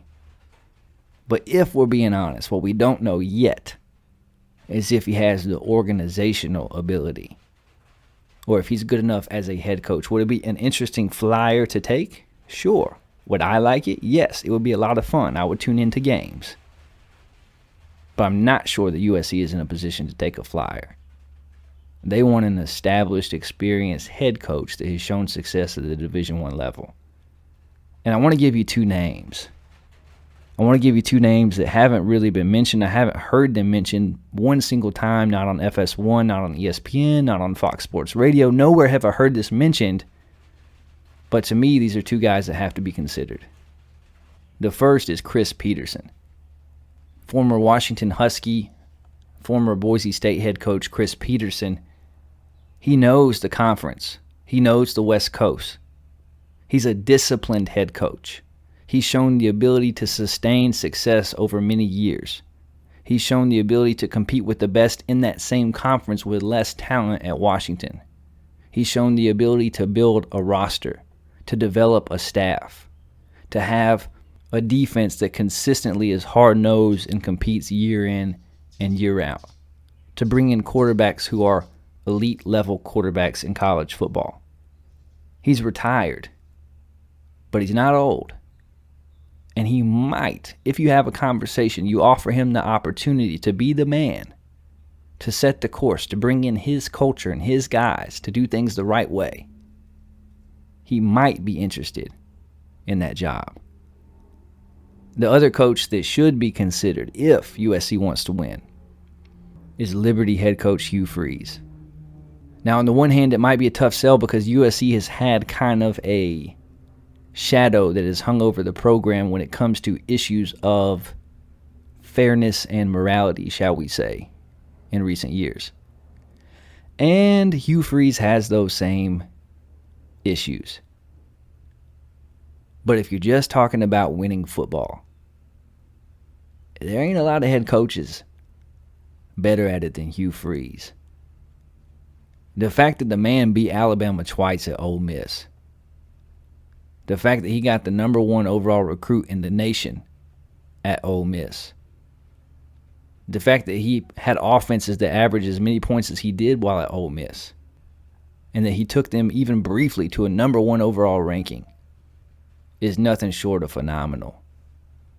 Did he bend some rules to make it happen?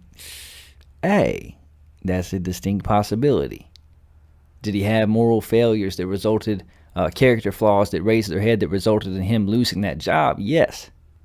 And then he resurfaced at Liberty, a program that is new to FBS, that had never done much of anything. And he got him a quarterback transfer out of Auburn named Malik Willis that never got to play at Auburn. And what has he done? He led them to a top 25 season last year, within a field goal of going undefeated. And this year, yes, they just lost to Syracuse. They could have and probably should have won that game, but they're a dynamic team. He scores points wherever he is. And I believe if USC wanted to pull a coach from somewhere else that they know for sure will bring them back to winning football, it might just be Hugh Freeze. If they can stomach it, it might just be Hugh Freeze. So those are a couple of coaching candidates that USC should be thinking about, and I'm not hearing anybody else say so. What do you think of those two options? Who do you think USC should hire? Who should they consider? Email the show at intheshedwithwes@gmail.com and let us know. That's intheshedwithwes@gmail.com. I would love to hear from you. The third story from college football this week I want to talk about is not a loss, but darn near should have been and could have been. And that's the Auburn Tigers, my Auburn Tigers, 34-24 win over the mighty Georgia State. Not the Georgia Bulldogs, not JT Daniels and company, but Georgia State. It was Auburn's homecoming week, and they were losing in the fourth quarter to a team that they should have beat by 45 points. And that's no disrespect to Georgia State. They played a great game. They executed. They played winning football. They deserved to win. But first-year head coach Brian Harsin is in a tough position. He took this job leaving his alma mater at Boise State. It was an interesting hire, one that was unexpected in this part of the country. And generally, I was kind of looking forward to seeing what Brian Harsin would do at Auburn. So far, he has not shown an ability to recruit. Auburn is 11th or 12th in the nation with their recruiting class coming into the next year, which is not normal. Auburn usually hovers around 5th or 6th in the conference. They've now got a quarterback controversy as starter Bo Nix, who is a junior, was pulled from the homecoming game in favor of TJ Finley, the transfer from LSU. And honestly, he didn't look that much better than Bo Nix had. The only difference was, with the game on the line, TJ Nix led a 98-yard touchdown drive and threw the go-ahead touchdown. And so now the question is, this week at LSU, who do you start? The quarterback with more experience that knows the offense a little bit better, but who has been underperforming his entire career at Auburn? Or TJ Finley, who is bigger, who may have a bigger arm and pose more of a deep threat, who came from LSU? Brian Harsin fired his wide receiver coach after just 4 games, a coach that left his alma mater to come coach at Auburn, which is a bizarre turn of events. He elevated a guy that had been on his staff in Boise. And the question just remains is, what is going to happen the rest of the season for Auburn, a team that somehow is still ranked in the top 25, and I don't get it. They played a good game against Penn State, but that's all they've done this year is they played a good game and a game that they lost on the road. They should have lost to Georgia State. They blew out 2 nobody teams, and they're about to enter the gauntlet because they play at LSU, and then they host Georgia, and then they go at Arkansas, they host Ole Miss, and then they travel to Texas A&M. So the next 5 games are going to tell us who this Auburn Tigers football team is. A team that should have an elite defense. Based on their returners in the secondary, their talent at linebacker, they should have an elite defense, but they haven't been able to get a consistent pass rush. A team who has one of the best running back rooms in all of college football with Tank Bigsby and Jarquez Hunter and Sean Shivers, but who can't find a way to consistently run the football. Are things going to blow up? Are the wheels going to come off this week in a night game at LSU, a place that they haven't won in over 20 years? Or will they figure out a way to bounce back and to put the past behind them and to improve and to play consistently? This could be a wake-up call for Bo Nix. If there's any time for him to experience a wake-up call and to have success on the plains, it's now or never. Because either he's not going to start this football game, or he's going to start but be on an incredibly short leash. This happened years ago with Alabama when they had Jake Coker at quarterback. He had been pulled. They started Blake Barnett the next game. And then Jake Coker came in the second quarter, and from then on, he made it clear that he was the better player. He was the starting quarterback. The other guy transferred out. Can Bo Nix have one of those moments where he says, this is my team, I'm in charge, I'm the leader, I'm QB1? It's now or never. And even though he's only 4 games in, the honeymoon for Brian Harsin is over after last week. Will the wheels come off, or will he right the ship? So those are the 3 stories that I wanted to highlight from last week. There's 3 games that I'm looking forward to the most this week, and that's 3 games that are probably obvious to you without me even saying them. The first is Arkansas at Georgia. Arkansas has been a tremendous surprise out of the SEC this year. I did not see it coming. I thought that they would be improved, but that it might not translate to wins. So far, it certainly has. They're traveling to Georgia to play the number 2 team in the country. Whose defense will show up, whose quarterback will show up, what will happen there. The second game is Cincinnati at Notre Dame. This is Cincinnati's opportunity. Cincinnati actually, people like to knock them and say they don't play anybody. They already played on the road to Indiana, and they won. Now they're going on the road to Notre Dame. And then they also have UCF, Houston, Memphis, and SMU in conference, and those are all good football teams. Like, those are all teams that are either top 25 level or close. So Cincinnati doesn't get enough love. I love what they have built over there in Ohio.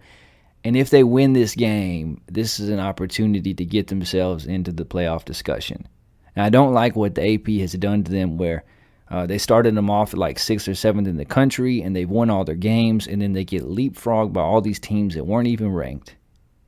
And they're just doing it to keep them out of the discussion for college football playoffs, because they're not in one of the sacrosanct conferences that we label good, because they're bigger programs with more history and coaches that we know.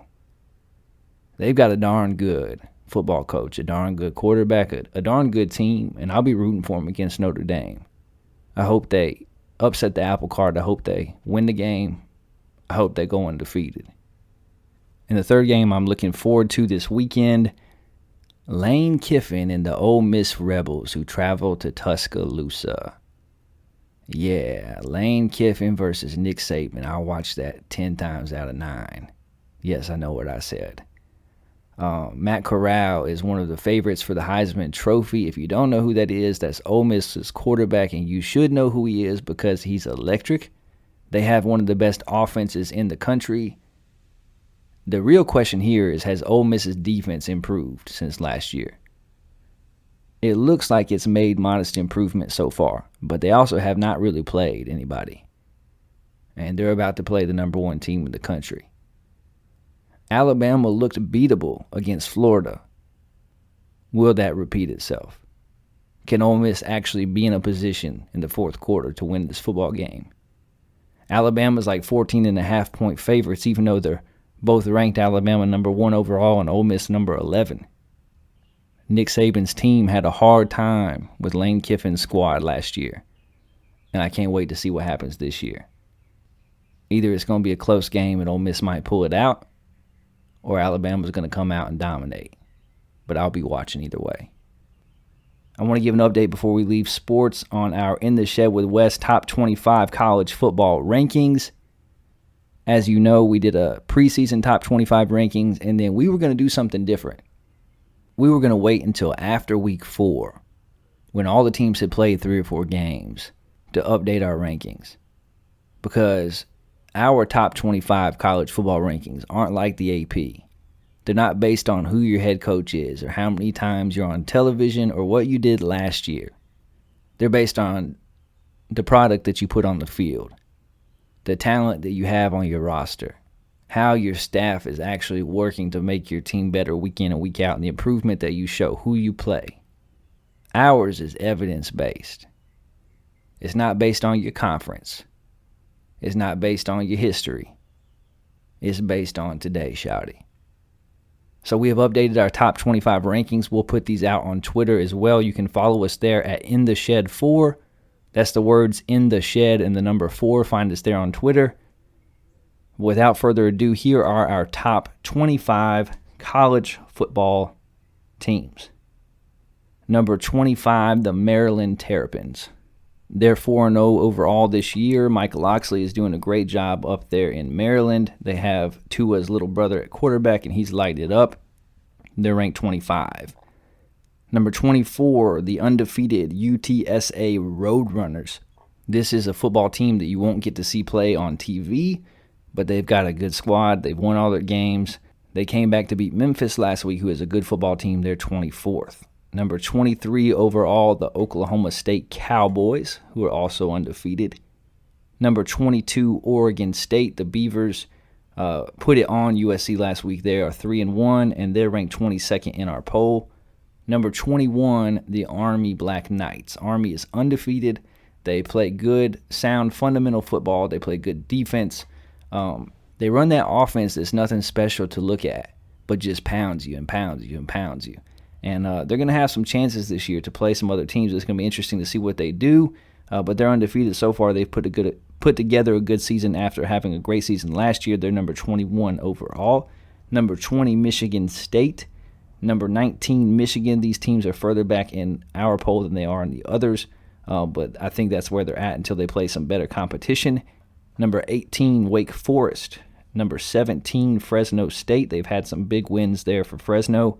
Number 16, BYU. They lost Zach Wilson, who went to the Jets, but they have picked up where they left off last season. They've won all of their games so far this year. And the Cougars are a team that, for an independent, for a team that's not in a major conference yet, even though they're set to join the Big 12, they are as good on the lines as a lot of these big conference teams. Their offensive line and their defensive line. They have size, they have athleticism, and we have them ranked 16th overall. Our 15th ranked team, the Kentucky Wildcats. Kentucky is 4-0. They've got a big matchup this week with the Florida Gators at home. They have transfer quarterback Will Levis, who gives them a passing attack to go with a good defense and a solid running game. Mark Stoops has built a consistent winning program there in Kentucky. For some reason, they're not getting any love yet. But I think that they're a good football team. We'll see how good this week is. They play a really good Florida team. They're ranked 15th overall. Number 14, Ohio State Buckeyes. A disappointing start to Ohio State's season, but they've got time to rebound. Number 13, Texas A&M. Number 12, Ole Miss. Number 11, the Notre Dame Fighting Irish. And now let's get to our top 10 teams. We'll post these rankings on Twitter. Number 10, Iowa. Number 9, Penn State. Number 8, Florida. Number 7, Coastal Carolina. Look, I'm sure I'm going to get a lot of hate for ranking Coastal Carolina 7th in the country. I don't care. Coastal Carolina returns so many players from their team that went 12-1 last year. They have continuity.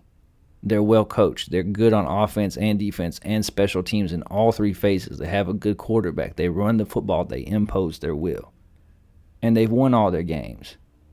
They don't have the opportunity to play Oregon and USC and Washington State. They don't get to play against Texas and Oklahoma and Iowa State. They don't get to play Vanderbilt and South Carolina. And they don't get to play those types of schedules. They can only play the people set in front of them, and they beat the heck out of them. They're my 7th ranked team. Number 6, Oregon. I like what they're doing under Mario Cristobal. Number 5, Oklahoma. Oklahoma has a couple of near misses where they just barely pulled out wins, but they're a very talented team. They have a good quarterback in Spencer Rattler, a good head coach. I think they can figure things out before the season ends. Number 4, the Arkansas Razorbacks. Like I said, a surprise team for me. They came out of nowhere, but they have 2 of the better wins of any team in college football so far in their dominant performance against Texas and against Texas A&M. Like, they won both of those games going away. They pistol whipped both of those teams. And we're going to see what they're made of this week against Georgia. Number 3, the Cincinnati Bearcats. Number 2, Georgia. And number 1 overall, the Alabama Crimson Tide. I got so much hate for having the audacity to have Alabama ranked 2nd overall in the country coming into the season. And like I said, I was wrong. I'll be the first to admit when I'm wrong, and I was wrong. Alabama is the number 1 team in the country. So that's our top 25. Again, our top 10 is Alabama, Georgia, Cincinnati, Arkansas, Oklahoma, Oregon, Coastal Carolina, Florida, Penn State, and Iowa. And a lot of those teams play each other this week. A lot of those teams have really tough matchups, so it's going to be interesting to see what happens after this week. From here on out, we will update our top 25. Each week, we will share it on Twitter and on the show as we have time.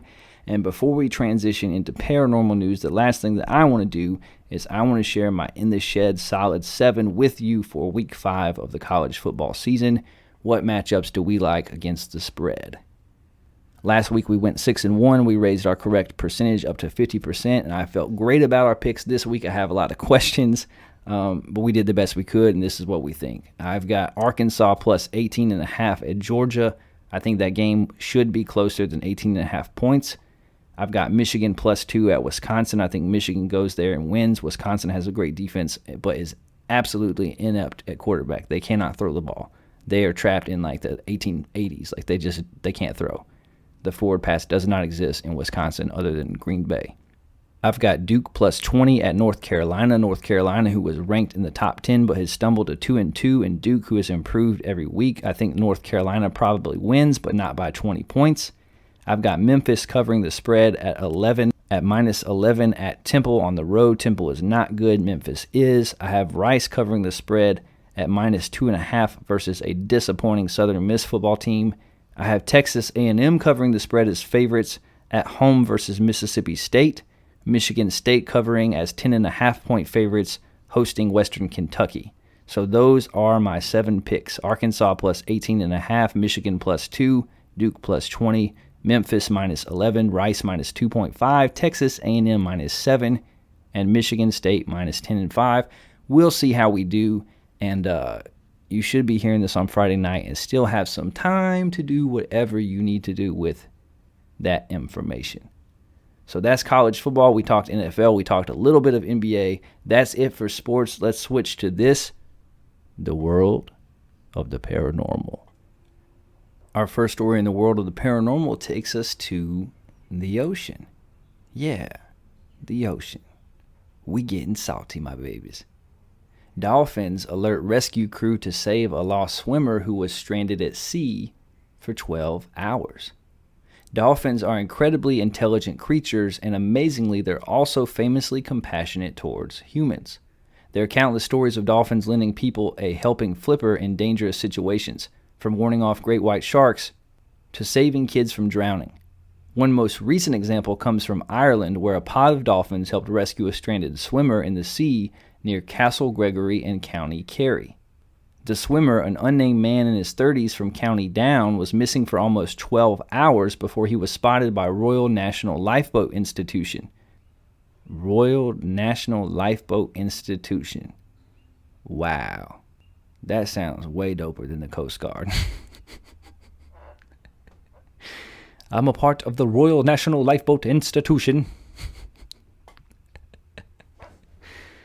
The team underwent an extensive search after his clothes had been discovered on Castle Gregory Beach earlier in the day. His clothes. They discovered his clothes on the beach. And then they went looking. Like, first of all, how'd they even know? Like, oh, his clothes are here. There's clothes on the beach. Let's go find the man that belongs to them. Like, that's... Like, are they psychics? Like, how did they know that that meant anything was wrong? And secondarily, was this man a skinny dipper? They got lost in the... Like, how did his clothes... We are missing some information. After a full day of searching at around 8:30 p.m., a lifeboat crew spotted a pod of dolphins surrounding the swimmer about 2.5 miles off the coast. The man was conscious but was hypothermic and exhausted. He was immediately brought to the hospital where he is now recovering. The man told rescuers that he had intended to swim out to Mucklemore Rock, 5 miles out from where he set off at Castlegory Beach. However, he became stranded and freezing wearing only a pair of swimming trunks. Oh, okay, he had on swimming trunks. Why did they say they found his clothes and got worried then? Like, what was it, a suitcase full? Like, he was wearing appropriate swimming attire. Like, why would you paint it otherwise? That's bizarre. The animals surrounding him were later identified by conservationists as a population of bottlenose dolphins living in Scotland's Moray Firth. They had to have a conservationist to know what a bottlenose dolphin was.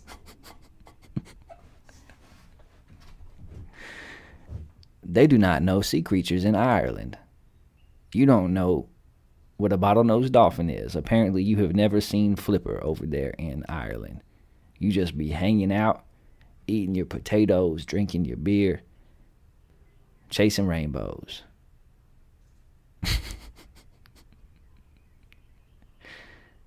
The group has been spotted in the area since 2019, and lucky for the swimmer, they were around when he needed them. Due to the large size of the pod, they helped to draw attention to the lost swimmer. RNLI Coxswain Finbar O'Connell says there were a lot of dolphins around where the man was finally located. He added maybe they helped him in some way or another. Who knows? Well, not him, because he was unconscious and hypothermic, so he did not know. But might I suggest, and I'm just spitballing here, and I do like dolphins before y'all get on me. Don't report me to PETA, but might I just suggest that maybe the dolphins weren't helping the man? Like maybe like they posed a threat to him. Maybe they were dangerous to him. Like it ain't say that they were like carrying him to shore. Like they surrounded him. That seems offensive to me. Like if I get surrounded by a group of people or animals, typically it is not to reward me or to help me. Usually that means that I am in some type of danger. And because this man was unconscious, I wonder if maybe one of these dolphins bopped him with a bottlenose. I read that in the paranormal section because dolphins are so incredibly intelligent. We do not understand their language. We don't know what they be saying, but they have languages and dialects. And they are just about as smart as we are. And probably should not be kept in captivity. And that's my TED Talk. For our next story, we're going to stay in the ocean, but go to where it's cold outside. Penguins might be aliens, scientists say, after discovering Venus chemical in bird droppings. After the study, the scientists now believe that penguins could help them identify different types of organisms that exist in other worlds. We're going to go from dolphins possibly helping, aka attacking, to penguins might be aliens, because that's how we roll on this show. That's why you tune in to In the Shed with Wes, because we the only place in the world you can find news coverage like this. Their distinctive wattle and black and white coats make them one of the most adorable creatures in the world. You can look at them moving in packs for hours and wonder what they're up to, but something about them might be otherworldly. At least that's what scientists are saying. I am intrigued. It is speculated that penguins could be aliens after scientists found traces of a chemical in their droppings that is also found on the planet Venus.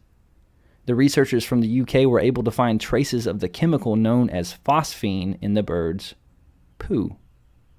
It has raised widespread speculation and questions about the origins of penguins because scientists are now struggling to explain how phosphine exists on Earth 38 million miles away from Venus.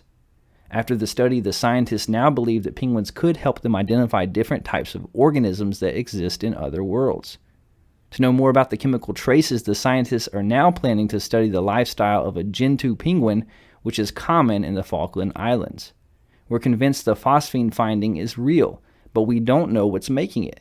There's some anaerobic bacteria that produce phosphine. It's found in pond slime, in the guts of badgers, and penguin guano, Dr. Dave Clemens of Imperial College London told the Daily Star. It may be to do with defense or signaling against competing bacteria, he added. In 2020, traces of the chemical were found in layers of gas surrounding Venus, which has a similar atmosphere to Earth. According to reports, the research on penguins and phosphine is being done ahead of the launch of the James Webb Space Telescope. It will be unveiled from French Guiana on December 18th, according to NASA, and it will be able to detect life on other planets. The telescope will study deep space and serve as NASA's main observatory for the coming years, and it may answer the minutes-old question of, are penguins extraterrestrial? If you know, my question is, and I'm not a science expert by any stretch of the imagination, but my question is, if you know that this phosphine also shows up not just on the planet Venus, but in some bacteria, wouldn't it just make sense that maybe somehow the penguin came in contact with said bacteria or ate something that had the bacteria on it? That should be what you figure out. I'm just saying. If any creature that lives in the ocean is from another planet, it is not penguins, who go in and out of the water, by the way. It's octopuses. Not octopi. We've been over this. The correct pronunciation is octopuses. And octopuses are, in fact, aliens. We did a show about it one time. Go back and find it. Oh, man. Y'all killing me. This is funny. Naturally, from the ocean, we go to the Bible. Yes. The word of the Lord. Survey says religious Americans are less likely to believe in aliens. According to a recent survey by Pew Research, religiously affiliated Americans are less likely to believe in the existence of intelligent life off-world. The survey, which was conducted June 14th through 24th of this year with a national sample of 10,417 adults, revealed that 51% of Protestants believe in aliens, which was far less than the 65% of non-religiously affiliated Americans who also held that notion. White evangelicals, however, were most unlikely to believe in aliens, Premier Christian News reported. On the other hand, 65% of white and non-evangelical Protestants believe in extraterrestrial life. Additional religious groups such as Black Protestants make up 55% who believe, and Catholics at 67% who believe also express their belief in aliens. Atheists and agnostics were found to be the groups most likely to say that there is intelligent life beyond Earth at 85% each. White evangelicals were also one of the most unlikely groups to believe that the existence of intelligent life was evidenced by UFOs at only 35%, with atheists expressing further disbelief at 31%. Pew Research also noted that the consistency of attending religious services was a key factor in one's beliefs in aliens. For instance, 44% of respondents who attended religious services frequently said there is intelligent life, while 66% of monthly or yearly attendees believed likewise. Additionally, people who seldom or never attended religious service at all were the most likely group to affirm their belief in intelligent life, with 75% saying yes. American adults who placed a high value on religion were less likely to believe in aliens than those who did not. About 49% of respondents say religion is very important, as opposed to 83% who said religion was not at all important. The survey also found that prayer was found to be a contributing factor as well, with 54% of religious Americans who pray daily to say that aliens exist, while in contrast, respondents who seldom or never pray were most likely to believe in intelligent life outside of Earth. I thought that that was interesting, that people who are more involved in practicing their religion or in Christian belief, that they are less likely to believe in extraterrestrial life. I thought that that was interesting. That was an interesting connection. I wonder why that might be. I wish there was a follow-up study. You believe in some supernatural when it comes to the issues of God and angels and demons and the Bible and all the miracles that happen therein. But when it comes to UFOs and intelligent life on other planets, they don't believe. And I don't know. I'm just thinking out loud, but I wonder if maybe it's because in a lot of people's minds, the idea of intelligent life existing outside of Earth challenges their conception of God and of the truth of the Bible. It doesn't really challenge mine. I don't know that there is intelligent life anywhere other than Earth. I'm not so Earth-centric either. The thing that I know above all else is that I really don't know a lot. I really don't. I really don't know a lot. I do believe in God, and I have a relationship with God, and I'm a spiritual person. God is far bigger and creative, more creative and more intelligent than me, and God's in control. And I don't know what all God created. I just know that I'm thankful that God did, and I'm okay with that. Some people are not, but I am okay with that. So thought that was cool and interesting and worth noting, so I shared it with you, my tools. For our last story of the episode, we go to the air. Pan Am Flight 914, the truth to what really happened. Time travel may be a stunning concept, and it has been a significant part of lots of movies, and many people wonder if this could be a real thing. However, there's an incident of time travel that took place in 1955 with the incident of Pan Am Flight 914. This flight is a mystery that has driven lots of historians and skeptics crazy for years. You may be wondering if this is possible and how this incident happened. So what happened on Pan Am Flight 914?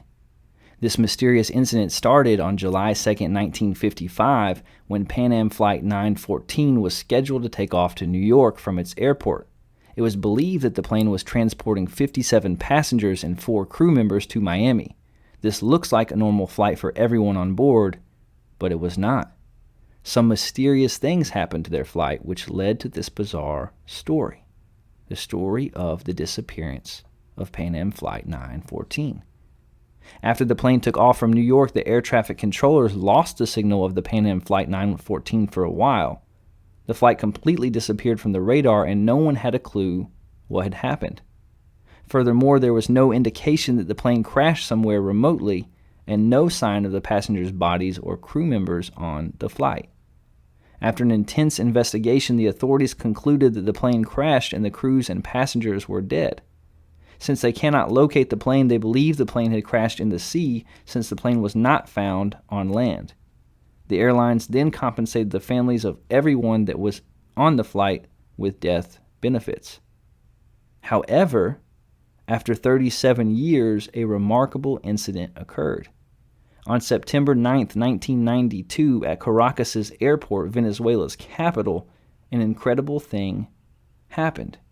A DC-4 Douglas aircraft showed up out of nowhere, and the airport's radar did not pick it up.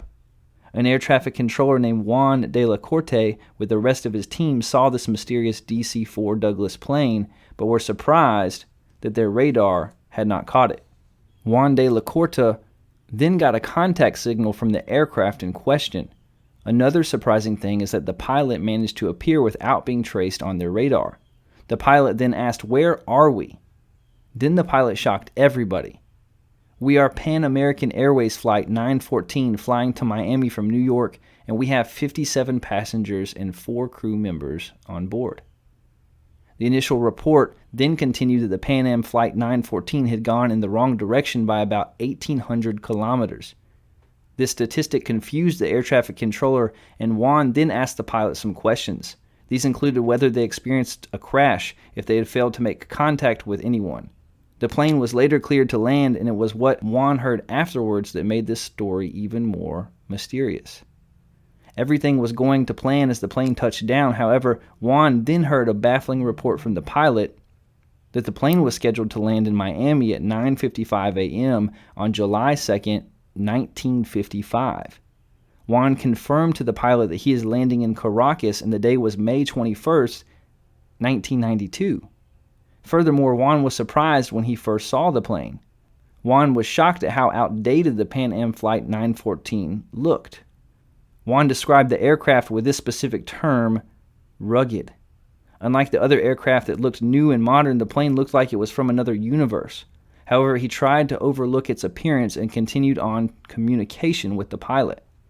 Juan was more surprised when the pilot erupted into a fit of panic and yelled, "Oh my God," after hearing what year it was. The air control team could also hear the passengers screaming and panicking from the radio. In response, Juan ordered the security guards to go to the front and escort people off the plane. The air control team believed that the security team could help calm the crew and passengers of the Pan Am Flight 914 and escort them to the airport. However, the event took a sudden turn as the pilot instructed the security not to get any closer to the plane. Juan then heard on the radio as the pilot was screaming and saying, "No, don't get near, we're leaving now." The plane then took off and it disappeared from the radar as it headed into the sky. According to Juan, the plane was untraceable on the radar immediately. The airport then sent 3 jets to try and track down the aircraft. However, they were not able to locate their whereabouts. However, the story did not end there, as there was another report that claims to have identified the whereabouts of the plane and its passengers hours after the Caracas incident. There was one report that the flight landed at the airport it was supposed to land at a few hours after it departed abruptly from Caracas. The staff at Miami Airport was also shocked about the plane's arrival, just like Juan de la Corte. As the plane arrived, the staff checked the back office and confirmed that the same plane had taken off in New York on July 2nd, 1955. The staff at Miami Airport then had lots of questions about the mysterious plane. It was after a few hours of interrogation that the airport decided what they would do with the crew and the passengers. They decided to allow the passengers and crew to go home and be reunited with their families. However, something creepier happened then. The biggest surprise of all was not that they were reunited with their long-lost relatives who believed they died years ago. The surprising thing was how they looked. All of the passengers and crew on the flight looked just like they were when they first took off in 1955. However, their families were 37 years older and they did not age at all. It was also a mystery that the plane could still run after so many years. As more people learned about this bizarre incident, the more questions were generated. Even now, there's no correct answer to the numerous questions, the first question being, where was the plane during those years? And the second being, if this incident is true, how are the passengers and crew alive, well, and unaged? Investigations into the incident occurred. A YouTube channel that tries to find the truth about supernatural phenomena, phenomena, phenomena,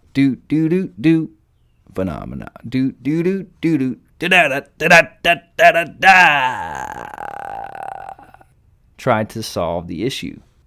On this episode, the host gave a detailed account of all the information that he collected over the years about the mystery of Pan Am Flight 914. He then concluded that he did not believe the story at all. However, he found some fascinating details from different sources that did not prove or reject the validity of the story. Theory 1. The Bermuda Triangle. According to a theory presented, it was believed that the Bermuda Triangle had something to do with the mysterious disappearance of the plane. This is because lots of planes have been subjected to incidents attributed to the Bermuda Triangle. There have been reports that the Triangle claims numerous planes and ships over the last 70 years, with the most recent cases happening in 2017. However, investigators did not believe that the Bermuda Triangle had anything to do with Pan Am Flight 914. Theory 2. Fake news. There's actually little proof that suggests that Pan Am 914 actually happened. This is because the only newspaper that mentioned the event on 3 separate occasions is Weekly World News. This is why it's very difficult to believe the story. Some articles suggest that the aircraft reappeared after 30 years, while others state that the event occurred 37 years after the plane first took off. The more details you look into, the more confusing the report gets. Theory 3. Juan de la Corte was not a real person. The newspaper articles not only contradict themselves, but they also use different images for the same key figure, Juan de la Corte, the air traffic controller in Caracas. Although they have the same name in both accounts, a newspaper used different photos for him, which make the story more confusing. Although most evidence shows that there's a high chance that Weekly World News may be guilty of reporting fake news and being a satire site, there's an interesting detail that may prove that the event actually happened.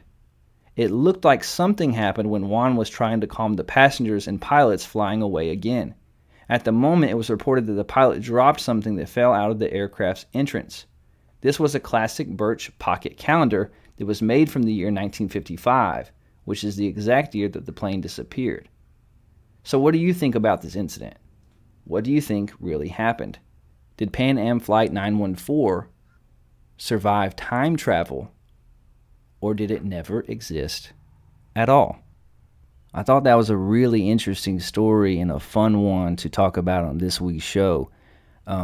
The newspaper that reported this is not a reliable source. Like it's about on par with the National Enquirer, like epic stories of paranormal things that don't pan out or there's no evidence of. But it's interesting because this particular story is one that has persisted and one that has branched out from just this one lone newspaper. And it's been made into different TV shows and movies that have been based on it, but it's actually considered to be a legitimate conspiracy theory, and people have posed the question of whether or not this actually happened. Like, did this actually happen, was a real thing, and it has been covered up? That the only people that would report on it, because of the cover-up was so good, is a publication that would not be trusted. Like, who would care if the story was put in something that no one would believe if they read it, that everyone would assume was satire or was false or was fake news? Then who would care? But there have been times that publications like this have also been the first ones or the only ones to get the most outrageous stories correct, because they're the only ones with the guts to print it. And I'm not saying that's what happened here. I think probably this was just a fanciful story that was fun and it was put out there. But it's a fun thing to entertain, and it's a fun thing to think about. And there's a certain TV show that sounds a lot like this that people are really into watching right now, and that's one of the reasons I wanted to share this on the show. So what do you think happened with Pan Am Flight 914? Was it a real thing? Did it exist? Did it time travel? Did it disappear? Was the whole thing made up?